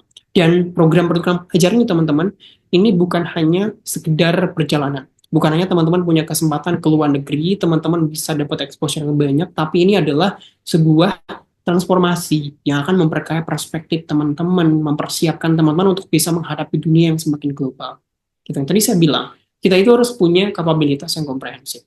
So, keluar dari sini aku berharap teman-teman bisa merubah mindset teman-teman, jangan terlalu banyak menyalahkan keadaan, tapi fokus ke hal-hal yang bisa teman-teman kendalikan. Dan achieve beasiswa impian teman-teman, ataupun achieve program impian teman-teman untuk diperlukan pelajar gitu ya. Karena setiap kita berhak untuk mendapatkannya teman-teman gitu ya. Kita harus bisa menjadi investasi itu dan jadi katalisator untuk perubahan. Gitu ya. Oke, next slide. Oh ya, teman-teman semuanya barangkali ada yang di UGM atau di UI atau di UNER gitu ya. Barangkali nanti saya berkuliah di salah satu universitas itu gitu ya, yang sekarang sedang perjuangan LW-nya teman-teman. Nanti kita ketemu di sana ya, atau kayak, karena kalau kita sama Duta Inspirasi itu kayak keluar juga pasti ini ya, kayak ketemu tuh pasti sama anak duta lagi. Kayak saya ke Jogja, nggak khawatir mau menghubungi siapa, pasti ada teman di sana duta inspirasi. Saya ke Bandung, ke Bogor, ke Palembang gitu ya, pasti tuh ketemu sama teman-teman duta inspirasi lagi. Terakhir, sebagai penutup materi kita pada malam hari ini, teman-teman, jangan biarkan rasa takut teman-teman itu atau keraguan teman-teman menghalangi impian yang selama ini teman-teman pengen achieve untuk bisa belajar ke luar negeri atau dapat beasiswa. Teman-teman itu harus berani melangkah keluar dan ikuti passion teman-teman, karena kesempatan itu terkadang hanya datang sekali, teman-teman. Gitu. Jadi jangan sampai kita mengubur mimpi kita karena kita ngerasa atau sering banyak menyalahkan keadaan. Pengalaman internasional itu adalah petualangan pendidikan, teman-teman, yang membuka pintu teman-teman untuk bisa menemukan diri, pertumbuhan pribadi, dan juga peluang tak terbatas. Dan terakhir dari saya, ayo berani berkelana teman-teman ke negara manapun atau ke daerah manapun kalau dalam negeri, sampai teman-teman tuh bisa sadar bahwa bumi Allah itu, gitu ya, jauh lebih luas daripada orang-orang yang menganggap mimpi teman-teman itu terlalu kecil. Gitu. Saya ulangi lagi, berkenalah teman-teman, sampai teman-teman tahu bahwa bumi Allah itu jauh lebih luas daripada orang-orang yang membuat mimpi teman-teman terlalu kecil. Tuh. Jadi, ayo cari tahu, berani keluar dari zona nyaman dan temukan jawaban itu. Saya sudah menemukannya, selanjutnya saya challenge teman-teman semuanya keluar dari sini untuk bisa mengaktualisasikan apa yang saya maksud. Gitu ya. Saya berharap apa yang saya sampaikan ini ada dagingnya, bukan hanya sekedar duri atau tulang aja, gitu ya, tapi benar-benar bisa masuk ke teman-teman sebagai advice atau sebagai idenya, gitu ya. Oke, next slide. Sepertinya terakhir sih, kalau nggak salah setelah ini ya, teman-teman. Oke, terakhir dari saya, terima kasih ya. Terakhir ya, teman-teman, semoga apa yang saya sampaikan bisa bermanfaat untuk teman-teman semuanya. Kalau misalnya ada beberapa hal yang kurang atau belum tersampaikan, boleh DM saya aja di Instagram, nanti kita sharing di sana ya, teman-teman. Saya kembalikan lagi ke Aba Afan ya. Oke, terima kasih teman-teman. Oke, baik. Terima kasih Kak Gilang yang telah menyampaikan materi yang sungguh luar biasa, daging insightful ya pastinya. Semoga Kak Gilang terus menginspirasi ya. Oke, kita langsung aja ya Kak Gilang masuk ke sesi Q&A untuk saling sesi diskusi terlebih dahulu ya Kak Gilang. Mungkin apaan pilih atau mau Kak Gilang nanti yang pilih Kak untuk dua orang penanya? Boleh nggak apa-apa dari Kak Afan aja. Oke, Silahkan. baik. Terima kasih ya Kak Gilang. Oke, mungkin teman-teman jangan di-reaction terlebih dahulu ya. Nanti Aba hitung ini. Aba hitung yang paling cepat siapa. Oke, boleh diturunkan dulu ya tangannya semua. Nanti Aba hitung. Aba pilih Putra dan Putri yang paling tercepat. Oke. Oke, Mas Fadil boleh. Oke, Kak Alaz. Oke, di sini. Oke, Aba hitung ya. Dari 3, 2, 1 nanti kalau misalkan Aba bilang satu, langsung angkat tangan yang paling cepat untuk sesi diskusi sama Kak Gilang. Kapan lagi guys sesi diskusi secara langsung sama Kak Gilang. Oke, mungkin Aba langsung ngitung. Oke, 3, 2, belum. Tunggu ya, tunggu, belum. Masih 2, oke? Tunggu teman-teman semua, masih 2. Oke, sabar ya. Oke, Aba hitung ulang ya. 3, 2, 1. Oke, ini kalau di layar Aba yang tangannya paling cepat untuk mengetuk tangannya ke atas ini ada Koko, Koko Ferry. Mungkin kepada Koko Ferry dipersilahkan untuk mengajukan sesi diskusi kepada Kak Gilang, kepada Koko Ferry, waktu dan layar dipersilahkan. Oke, terima kasih Aba dan juga terima kasih Kak Gilang yang sudah memberikan pemaparan yang sangat luar biasa sekali. Nah, jadi sebelumnya perkenalkan ya Kak, saya Ferry Widasanggor, bisa dipanggil Koko Ferry. Saya dari delegasi dari Khusus Jakarta. Jadi saya ingin mau bertanya nih Kak, bagaimana sih Kak cara terbaik kita untuk menyikapi kegagalan dalam seleksi beasiswa gitu kan? Nah, dan juga agar hal itu tuh bisa dijadikan motivasi saya untuk mencoba lagi begitu. Lalu satu lagi, bagaimana cara kita untuk menjawab pertanyaan interview saat seleksi beasiswa tuh yang sifatnya tuh jebakan gitu Kak pada saat interview beasiswa. Nah, saya minta tipsnya dong Kak, sama saya minta tips dong Kak, cara membuat esai beasiswa agar terlihat lebih stand out gitu Kak. Terima kasih.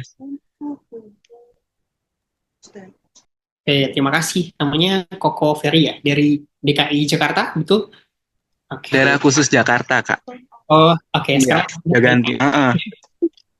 Oke, berarti ini Ferry masih SMA atau sudah kuliah? Aku masih SMA Kak, kelas 12. Oh, di SMA berapa tuh? SMA 80. 80. Oke, siap. Ini ya pertanyaannya.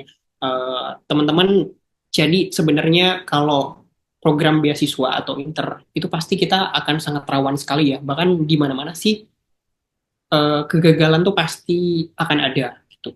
Jadi kalau misalnya saya berbicara tentang kegagalan selama program beasiswa ataupun kayak program inter itu jadi sesuatu yang tidak bisa dilewatkan. Jadi selama beberapa tahun ke belakang saya pun mengalami hal itu. Cara saya menyikapinya adalah pertama, saya selalu percaya bahwa formulanya keberhasilan itu adalah gabungan dari kesiapan dan juga kesempatan gitu. Nah, termasuk dalam program beasiswa atau program pelajar. Ketika misalnya saya belum berhasil, pasti salah satunya masih timpang. Gitu. Misalnya, saya ikut program misalnya di tahun 2021 waktu itu apa ya? ISMA ya. Sorry, ISMA apa ya? Bukan ISMA. Saya sebenarnya double degree kan teman-teman gitu dengan di UNS. Jadi waktu itu saya pakai alma mater saya UNS untuk saya bisa ikut ISMA. Ya kalau nggak salah ISMA sih waktu itu. Saya tuh nggak langsung berhasil gitu, nggak langsung berhasil untuk ikut programnya. Di tahun itu saya sadar bahwa hal yang menurut saya paling kurang adalah kesiapannya gitu. Kesempatannya itu sudah ada, programnya sudah terbuka. Bahkan selain ISMA saat itu udah ada YSEALI dan juga lain sebagainya. Namun kesiapan saya belum mumpuni. Nah, di next selanjutnya, kesiapan saya sudah ada, tapi kesempatannya nggak ada. Itu artinya kayak saya harus menunda itu semua. Jadi ketika saya belum berhasil, saya evaluasinya selalu memandang dua poin itu, gitu. Apakah kesiapan saya belum maksimal atau kesempatan? Kesiapan di sini tuh banyak, gitu. Dari mulai kapasitas pribadi, kayak misal kalau keluar kita perlu sertifikat bahasa Inggris, atau kayak semisal perlu kesiapan secara mungkin kalau mau interviewnya ada mock up interview, atau untuk esnya kita harus proofread gitu.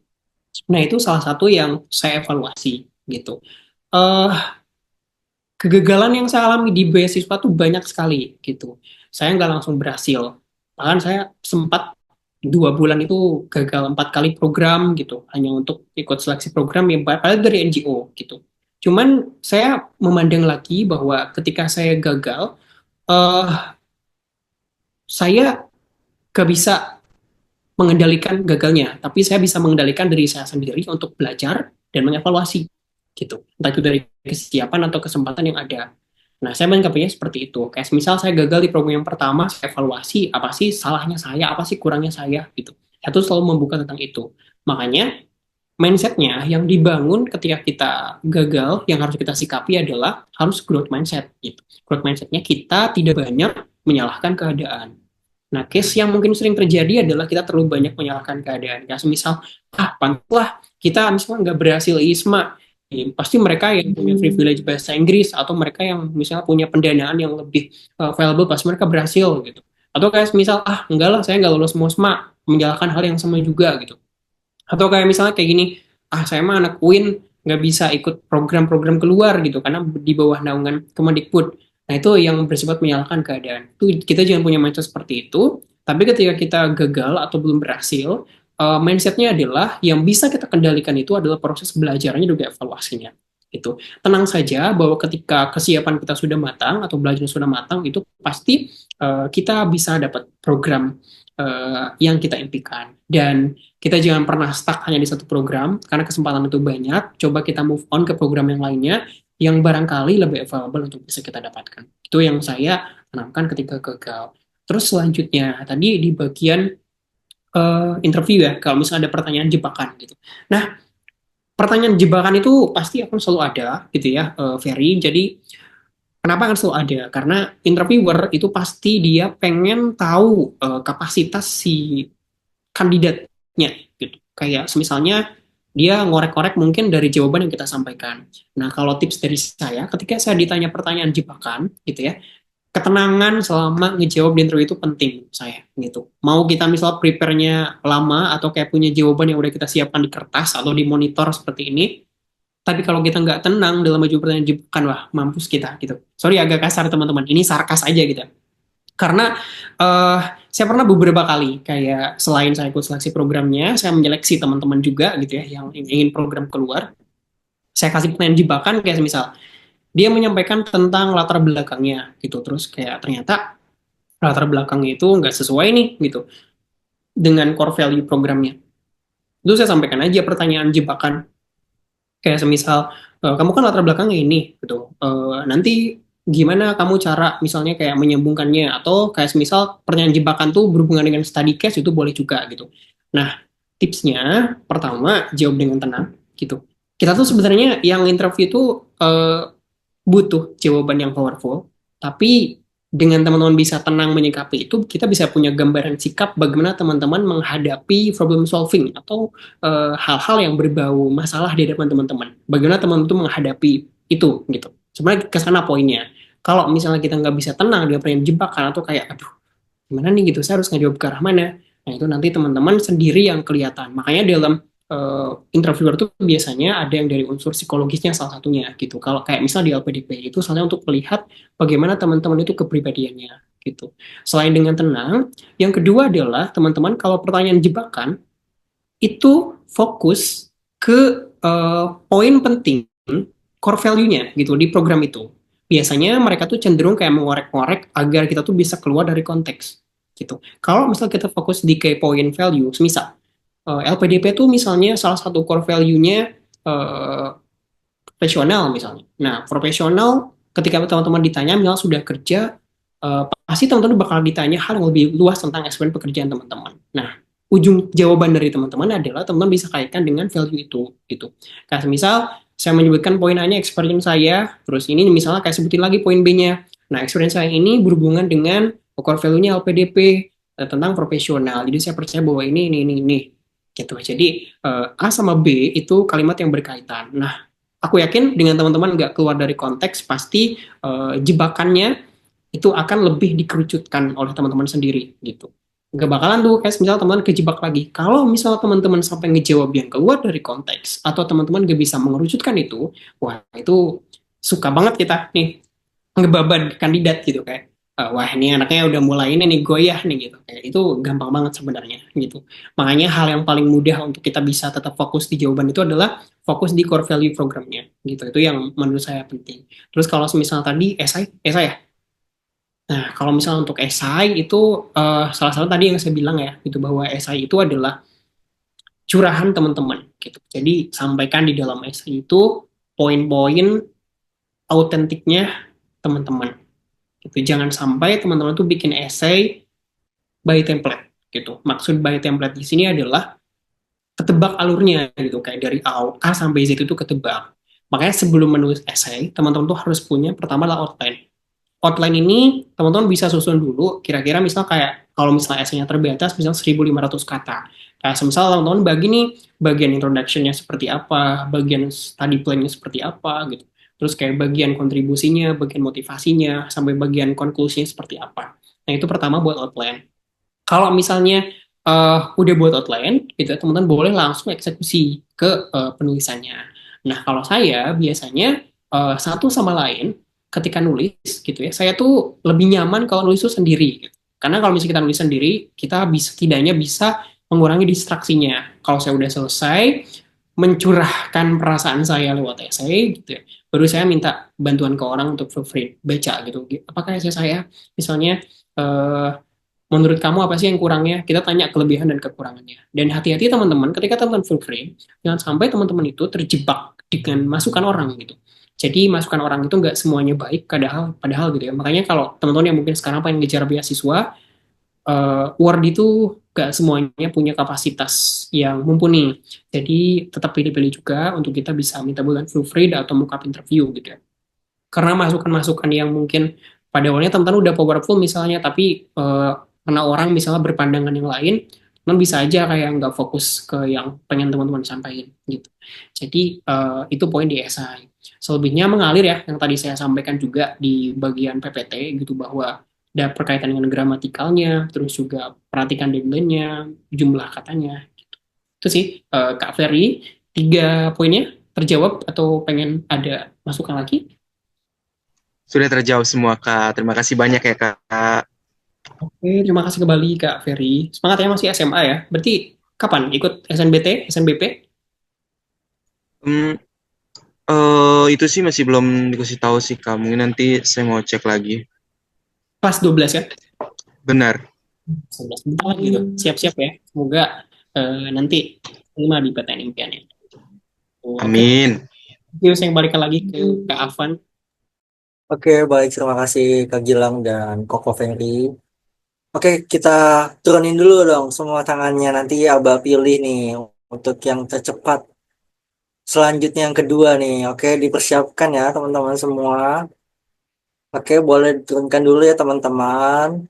Oke, mungkin Abah hitung lagi ya. 3, 2, 1-nya. Nanti tunggu. Sabar. Santai. Pelan-pelan. Santai. Oke, kita lanjut ya. Kita hitung. 3. Tunggu. Masih 3, guys. Masih 3. Tunggu. 3, 2. Tunggu, masih tunggu. 3, 2, tadi dulu. Tunggu nomor 1, baru nanti teman-teman raise hand. Oke, tunggu ya. Tunggu, sabar-sabar. Kalem, weh. Kalem. 3, 2, 1.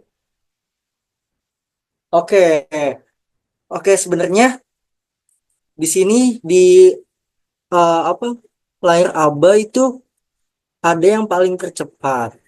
Itu ke Mas Fadil. Tapi karena tadi sudah Koko Ferium putranya, mungkin Aba yang ambil putrinya ya ke Mas Fadil, mohon maaf. Jadi Aba ambil Teh Nanat untuk sebagai putrinya. Oke, mungkin untuk Mas Fadil nanti bisa diskusi langsung, DM langsung Kak Gilangnya untuk diskusi lebih lanjut melalui DM. Mungkin sekarang pada Teh Nanat boleh untuk mengajukan sesi diskusi pada Kak Gilang. Dipersilahkan.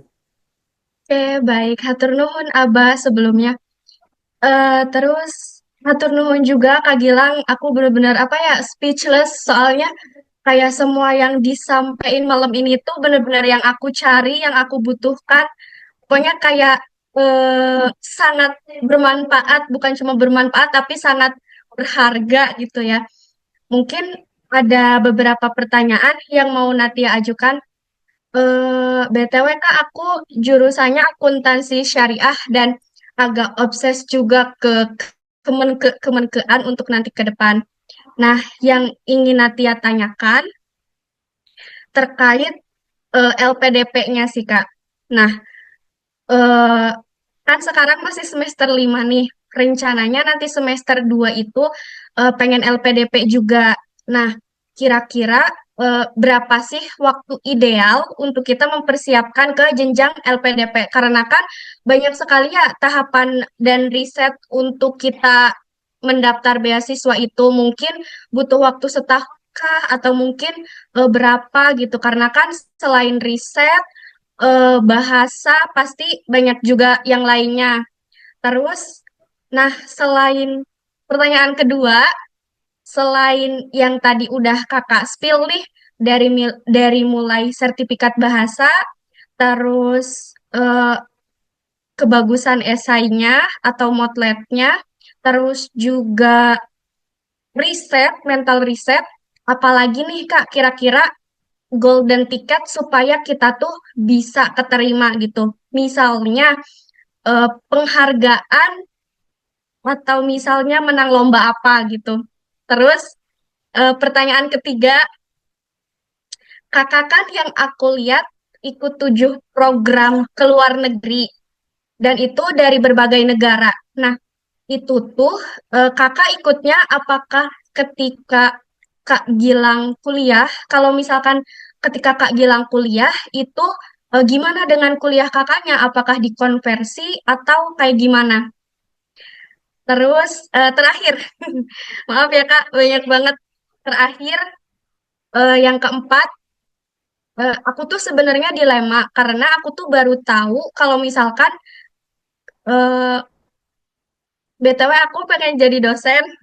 Nah, tapi yang aku tahu spill dari cutting aku ketika aku nih akuntansi syariah, nanti S2-nya itu harus akuntansi syariah juga, sedangkan aku pengennya tuh jangan yang syariah-syariah lagi gitu, pengen yang baru, yang biasa aja. Nah, itu kira-kira bisa nggak sih Kak kalau misalkan S1-nya aku akuntansi syariah dan S2-nya itu aku akuntansi aja gitu. Nanti ke pekerjaannya impact-nya bagaimana? Mungkin itu sih udah. Makasih banyak Kak Gilang. Oke, terima kasih kembali Teh Nanat dari Jawa Barat ya. Sama kita dari Jawa Barat gitu. Saya dari Bandung. Teh Nanat dari mana? Natia dari Kuningan. Oh, Kuningan. Ya, berarti sekarang kuliah di Mm-mm. mana? Sekarang kuliahnya di UIN Cirebon. Oh, Cirebon. Iya, iya. Syekh Nurjati ya. Betul. Terima kasih ya Teh Nanat atas pertanyaannya. Pertama, berkaitan dengan persiapan itu available-nya sebenarnya kalau teman-teman bisa persiapan selama masa studi S1 itu lebih bagus gitu. Karena banyak kayak kakak-kakak saya yang sebelumnya yang mereka tuh memang persiapan selama S1 tuh masuk S1, mereka udah punya goals setelah lulus kita mau LPDP ya selama full semester mungkin 1 sampai 7 atau 1 sampai 8 mereka persiapkan untuk itu semua. Kayak misalnya nyicil sertifikat biasanya gitu ya, upgrade mereka dari tahun ke tahun. Terus juga kayak misalnya nyicil ngumpulin prestasi akademik yang bisa dilampirkan selama seleksi LPDP atau mungkin kayak mulai nyicil nyicil esai gitu. Nah, kalau konteks saya selama persiapan selama semester di kuliah S1 kemarin, saya baru nge-LPDP itu sebenarnya di semester 3 gitu. Semester 3 ketika saya tuh tergabung di salah satu organisasi non-profit ya profit namanya Desamain Indonesia Foundation gitu. Jadi saya waktu jadi IOD-nya yang kebetulan Desamain ini semua pendirinya dan orang-orang yang terlibat di dalamnya itu para wardi LPDP gitu. Jadi saya banyak terbuka sharing dengan mereka tentang kenapa mereka memilih LPDP, terus juga bagaimana mereka tindak lanjutnya setelah lulus itu gitu. Nah, dari situ saya mendapatkan insight yang sangat banyak, termasuk saya menemukan jawaban sendiri. Kenapa saya ketika lulus nanti saya mau LPDP juga deh gitu. Cuman saat itu saya belum belum kayak nge apa ya ngerucut apakah saya akan membela LPDP dalam negeri atau luar negeri. Nah, konteksnya saat itu saya cuman butuhnya adalah terkait dengan studinya. Nah, saya tuh selama S1 sebenarnya dulu pengen masuk ke psikologi, cuman ada satu lain hal akhirnya masuk ke dunia pendidikan gitu. Dan di dunia pendidikan, saya nemu salah satu mata kuliah namanya psikologi pendidikan. Terus juga kebetulan semester akhir itu konteks penelitian saya berbau dengan psikologi pendidikan itu. Jadi ketika saya lulus, saya udah tahu nih concern saya akan ambil ketika S2. Akhirnya memutuskan untuk ngambil psikologi. Ya, meskipun kan konsekuensinya adalah ketika saya ngambil psikologi di S2 sekarang, saya nggak bisa tuh kayak ada profesi yang kayak gitu-gitu, nggak bisa gitu. Jadi saya ambil S2 tuh untuk psikologi terapan. Nah, konteksnya ini berhubungan dengan Kak Nanat ya, tadi juga dari akuntansi syariah ke akuntansi. Saya kurang tahu ya kalau akuntansi, apakah mungkin akan ada matrikulasi atau tidak di S2-nya.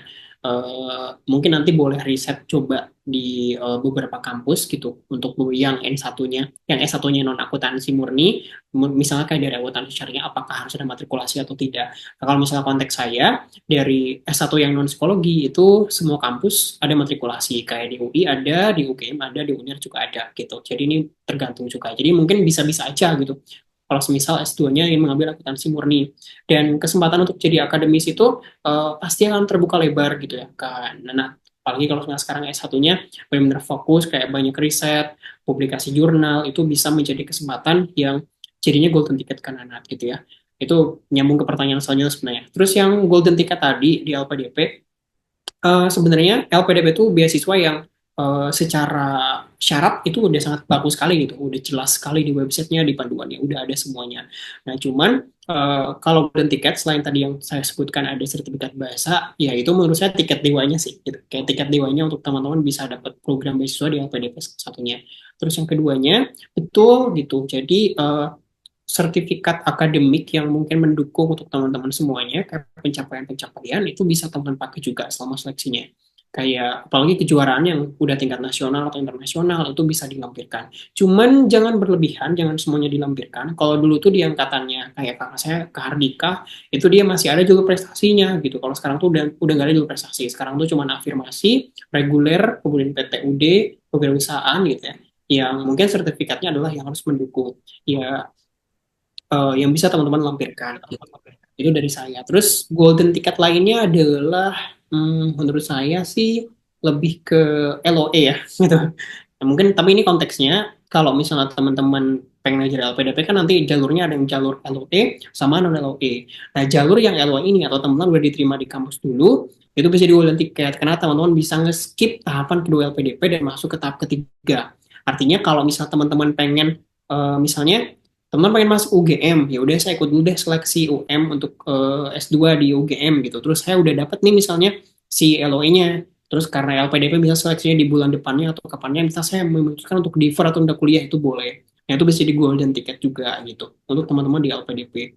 Atau kalau misalnya pengen kayak saya, LPDP dulu baru LOE juga boleh, silahkan. Cuman yang strugglingnya adalah setelah kita lulus LPDP-nya, kita harus cari LOE-nya gitu. Jadi saya sekarang tuh masih kayak bimbang antara mungkin di UI atau di UGM atau di UNER. Nah, teman-teman pun sama. Silakan boleh itu strategi teman-teman seperti apa. Cuman dari semuanya itu harus punya timeline yang tergambar. Jangan sampai kayak semisal di LPDP batas pencarian LOE itu 18 bulan, itu tuh teman-teman harus proyeksikan dengan gambaran timeline seleksi kampusnya kira-kira akan available di bulan apa, teman-teman akan selesainya kapan gitu. Itu harus jadi bahan pertimbangan. Itu mungkin golden ticket harus diperhatikan. Terus kalau tadi ya program inter dikonversi atau tidak. Nah, ada beberapa yang bisa dikonversi yang kayak ke mata kuliah tertentu gitu ya. Jadi tergantung kampusnya. Kayak teman-teman saya juga yang di luar negeri itu banyak yang dikonversi. Apalagi kalau misal kayak programnya sampai 3 bulan atau 1 semester itu pasti dikonversi gitu. Jadi tergantung kampusnya dulu kebijakannya seperti apa. Apalagi kalau kurikulum merdeka kan enak ya teman-teman gitu bisa teman-teman terapkan itu gitu. Cuman kalau saya kemarin hanya beberapa aja yang konversi, sisanya enggak. Karena memang eventnya cuma 1 minggu, atau ada yang memang kebetulan eventnya tuh di hari libur kuliah gitu. Jadi kesempatannya memang bisa kita laksanakan seperti itu. Terjawab ya semuanya ya? Dari pertanyaan 1, 2, 3, dan 4 kalau nggak salah. Alhamdulillah terjawab semua. BTW aku deg-degan banget ya tadi tuh takut gak kepilih terus salawat terus akhirnya kepilih. Terima kasih Abah Apan. Terus ya, Terus salam dulu ya. Kak Gilang Iya, sehat selalu. saya juga. BTW teman-teman, saya juga dari Jawa Barat di batch 4. Cuman satu-satunya orang yang dilempar ke provinsi orang gitu di situ. Saya waktu itu mewakili Kalimantan Utara, ada teman-teman dari Kaltara gitu. Saya kalau teman-teman mungkin kayak masih ada temennya ya, misal kayak kepilih di Papua atau di mana, bukan provinsinya ada temennya. Kalau saya tuh bener-bener tunggal banget gitu. Teman-teman yang lain tuh mewakili provinsinya. Gitu ya. Jadi titip juga ya, ini saya sambil kasih advice juga buat teman-teman gitu ya. Ya sebagai alumni juga dan inspirasi, manfaatin kesempatan ini. Jangan sampai nanti teman-teman keluar dari sini tapi benar-benar impact-nya hanya sekedar selempang, tapi no, itu harus lebih dari selempang sebagai core value kita. 3 bulan mengabdi, selamanya menginspirasi, gitu kan? Oke, saya kembalikan lagi ke Kak Afan ya, silakan. Oke, baik. Terima kasih Kak Gilang yang telah menanggapi terkait sesi diskusi hari ini. Semoga bisa bermanfaat untuk teman-teman Duta Inspirasi Indonesia batch ke-15 dan dapat bisa menggali terus nih ilmu yang telah disampaikan oleh Kak Gilang. Sebelumnya di sini Afan izin menyimpulkan terkait materi yang telah disampaikan oleh Kak Gilang. Jadi bahwa keberhasilan untuk mendapatkan beasiswa dan kesempatan program sangat dipengaruhi oleh persiapan yang matang dan strategi yang tepat. Penting untuk memahami potensi dan minat diri agar dapat memilih yang sesuai dengan tujuan pribadi dan juga sesuai dengan konteksnya. Selain itu, riset yang mendalam mengenai program yang diminati termasuk persyaratan dan manfaatnya menjadi langkah awal yang cukup krusial. Persiapan administratif, ini interview seperti menyusun CV dan menjawab pertanyaan yang disampaikan harus dilakukan secara teliti dalam proses pendaftaran, menulis esai ataupun motivation letter. Yang kuat adalah kunci untuk menonjolkan keunikan diri dan menyampaikan motivasi secara jelas. Selain itu, membangun jaringan dan mencari informasi dari alumni ataupun pihak yang berpengalaman dapat memberikan wawasan yang berguna dengan kombinasi dedikasi persiapan yang terencana dan keberanian untuk mencoba peluang untuk mendapatkan beasiswa untuk mengikuti program dapat diraih dengan jauh lebih mudah. Mungkin dari Alvan cukup sekian ya Kak. Terima kasih juga yang telah menyampaikan materi yang sangat luar biasa.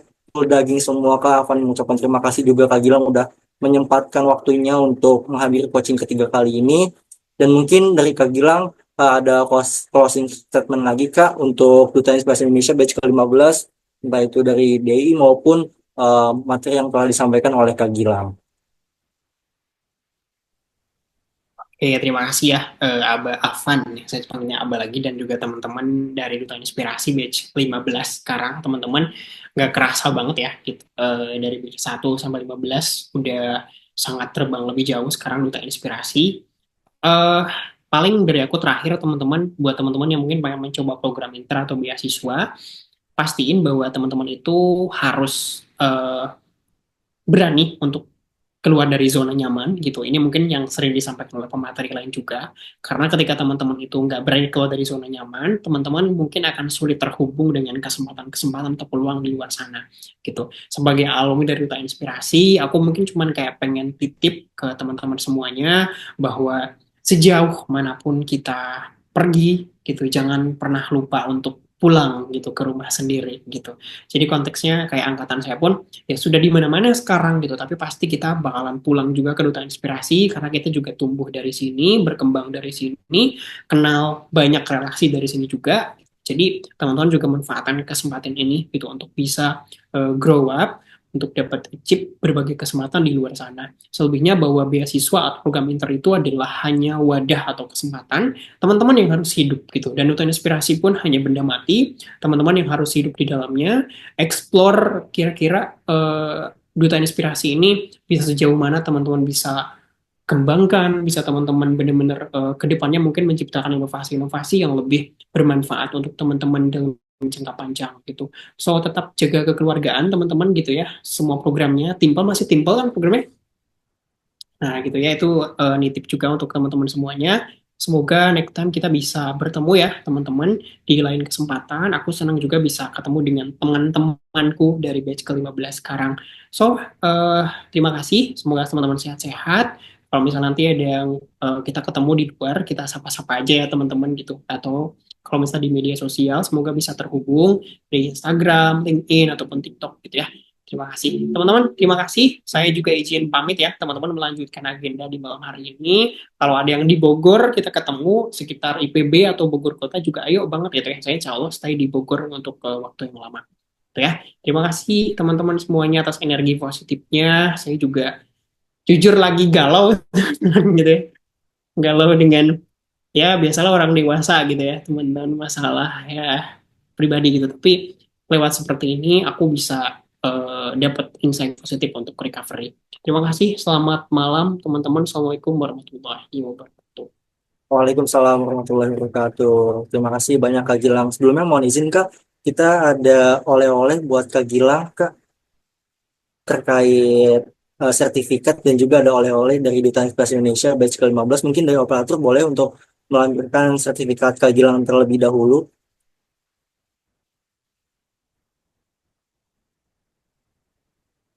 Oke Kak, mungkin Afan alihkan untuk sesi foto bersama terlebih dahulu ya Kak dengan sertifikat.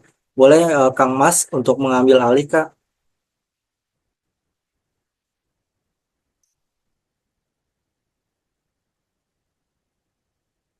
Halo Kang Mas. Halo, cek cek. Oke, oke, Abah, boleh dengan gaya menginspirasinya, Kak. Oke, satu.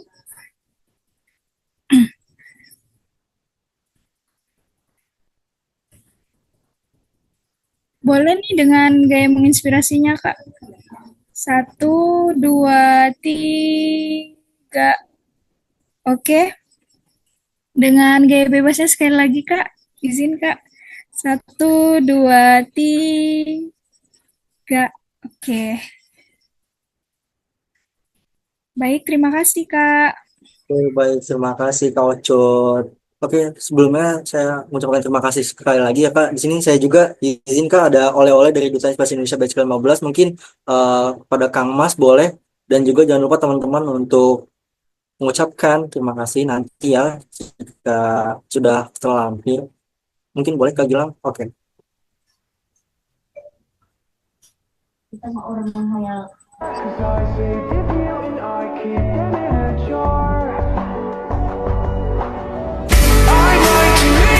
kasih Kak Gilang. Selalu Kak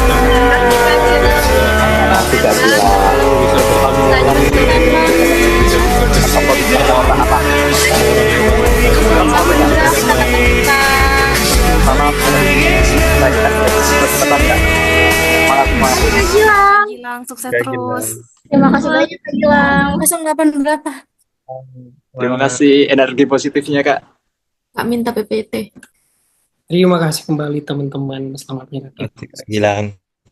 Oke, baik. Terima kasih Kang Mas. Mungkin izin masuk kembali ya Kak untuk Kak Gilang. Terima kasih Kak atas energi positifnya, materi yang sangat meaningful dan telah menyempatkan untuk mengisi coaching ketiga kali ini. Semoga Kak Gilang terus menginspirasi dan menebar karya baik dari Kak Gilang. Oke, mungkin kalau misalkan dari Kak Gilang ada kesibukan lain, boleh Kak untuk meninggalkan Zoom ini dan mungkin Afan juga mengucapkan terima kasih sekali lagi Kak Gilang. Terima kasih atas waktunya.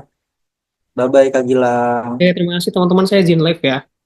Baik, terima kasih Kak Gilang.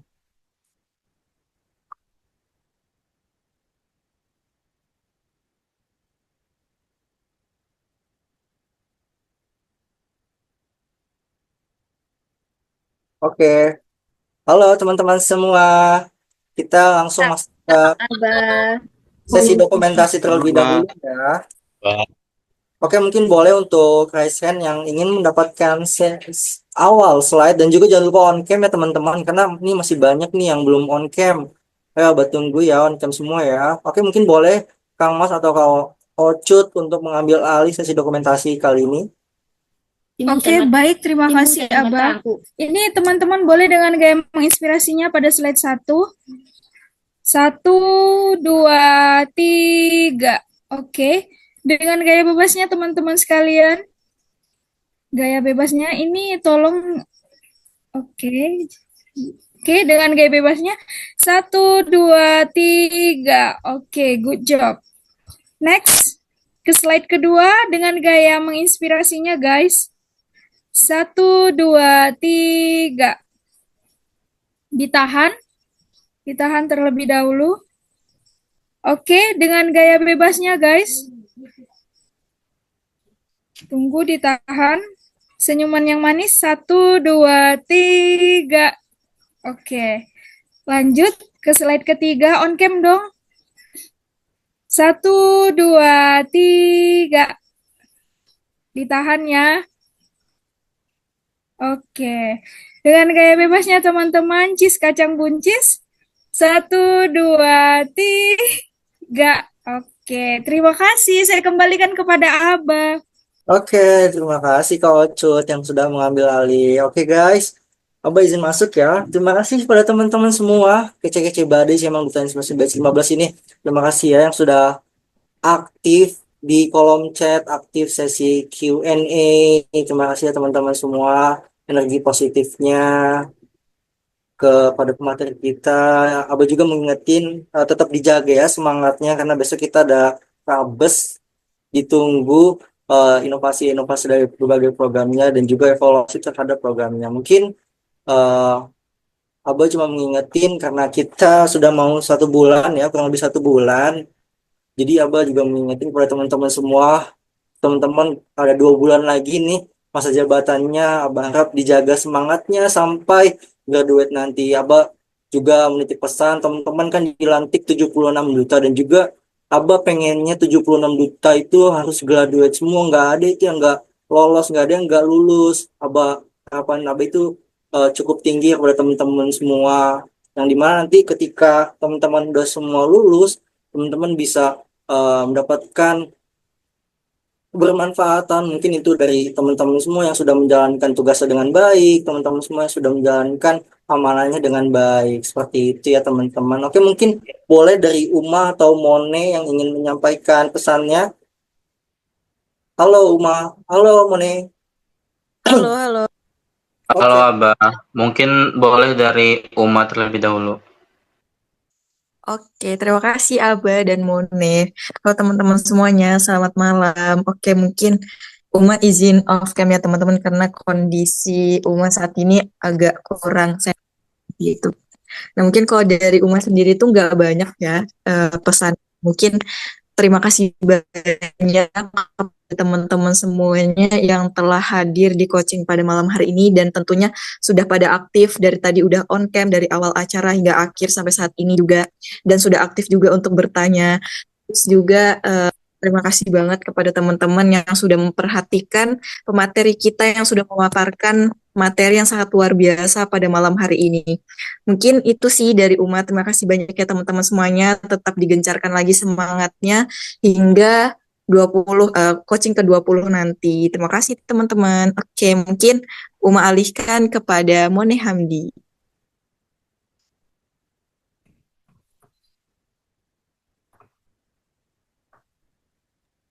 Halo Mone. Halo Mone. Mone kayaknya kendala ya. Halo Mone, ada yang ingin disampaikan Mone? Halo Abah, mohon maaf tadi sempat terkendala jaringan. Oke, boleh gimana langsung.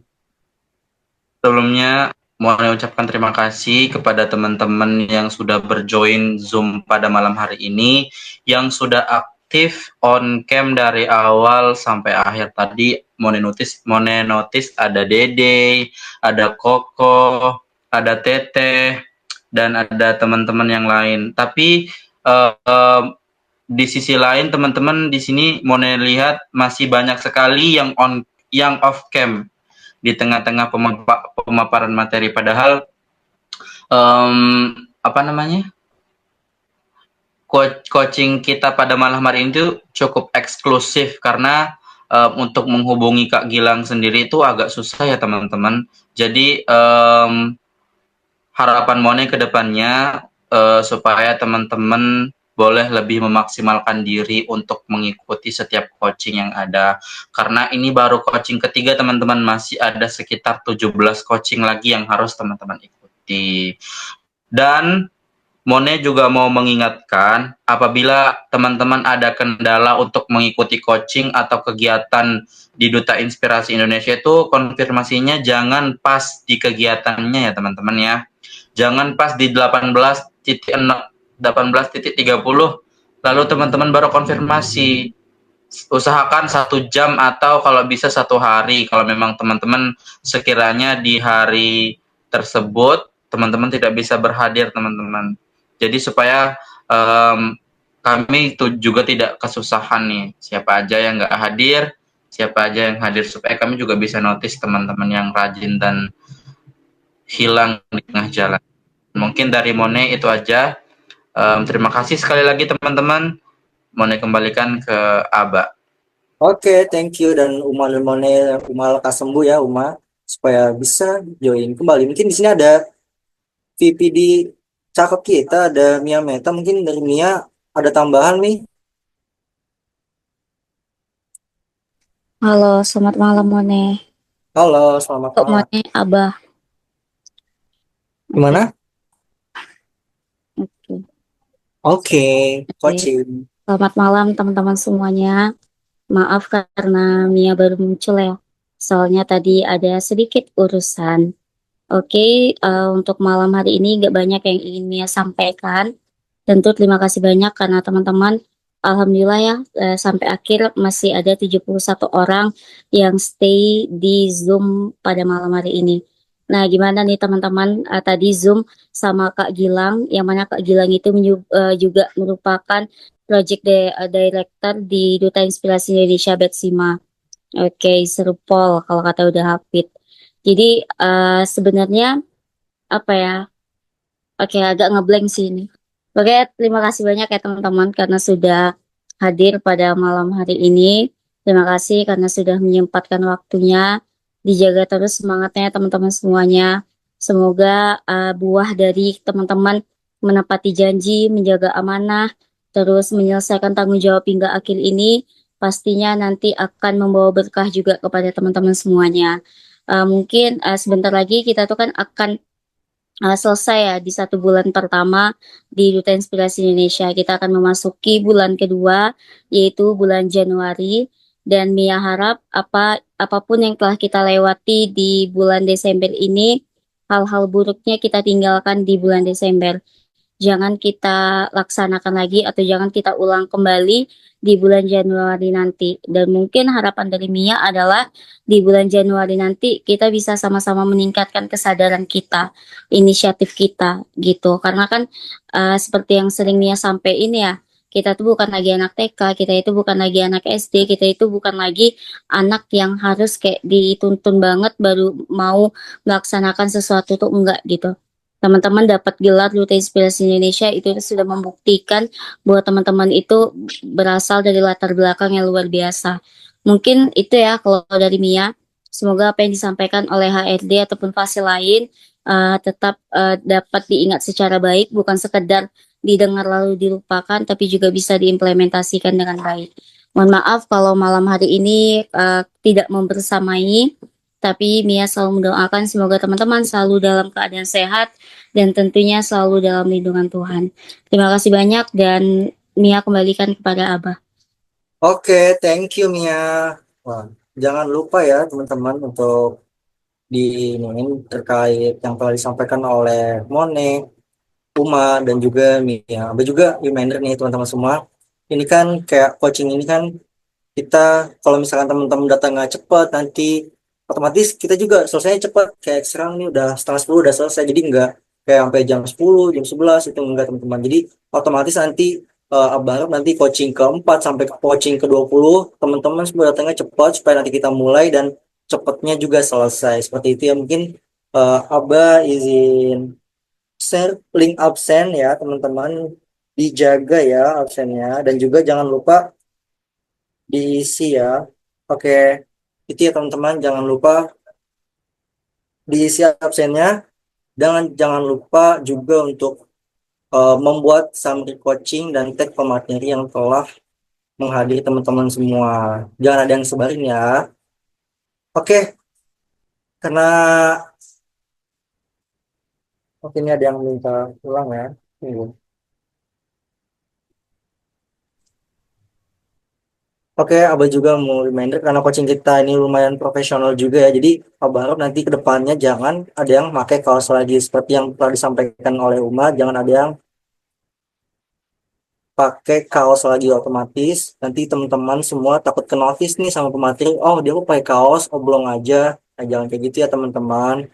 Pakai yang memang sekiranya itu sopan lah buat kita menghadiri coaching kedepannya nanti. Oke, mungkin dari Abah cukup sekian. Abah cukupkan. Terima kasih. Wassalamualaikum warahmatullahi wabarakatuh. Waalaikumsalam warahmatullahi wabarakatuh. Terima kasih Abah. Selamat ya.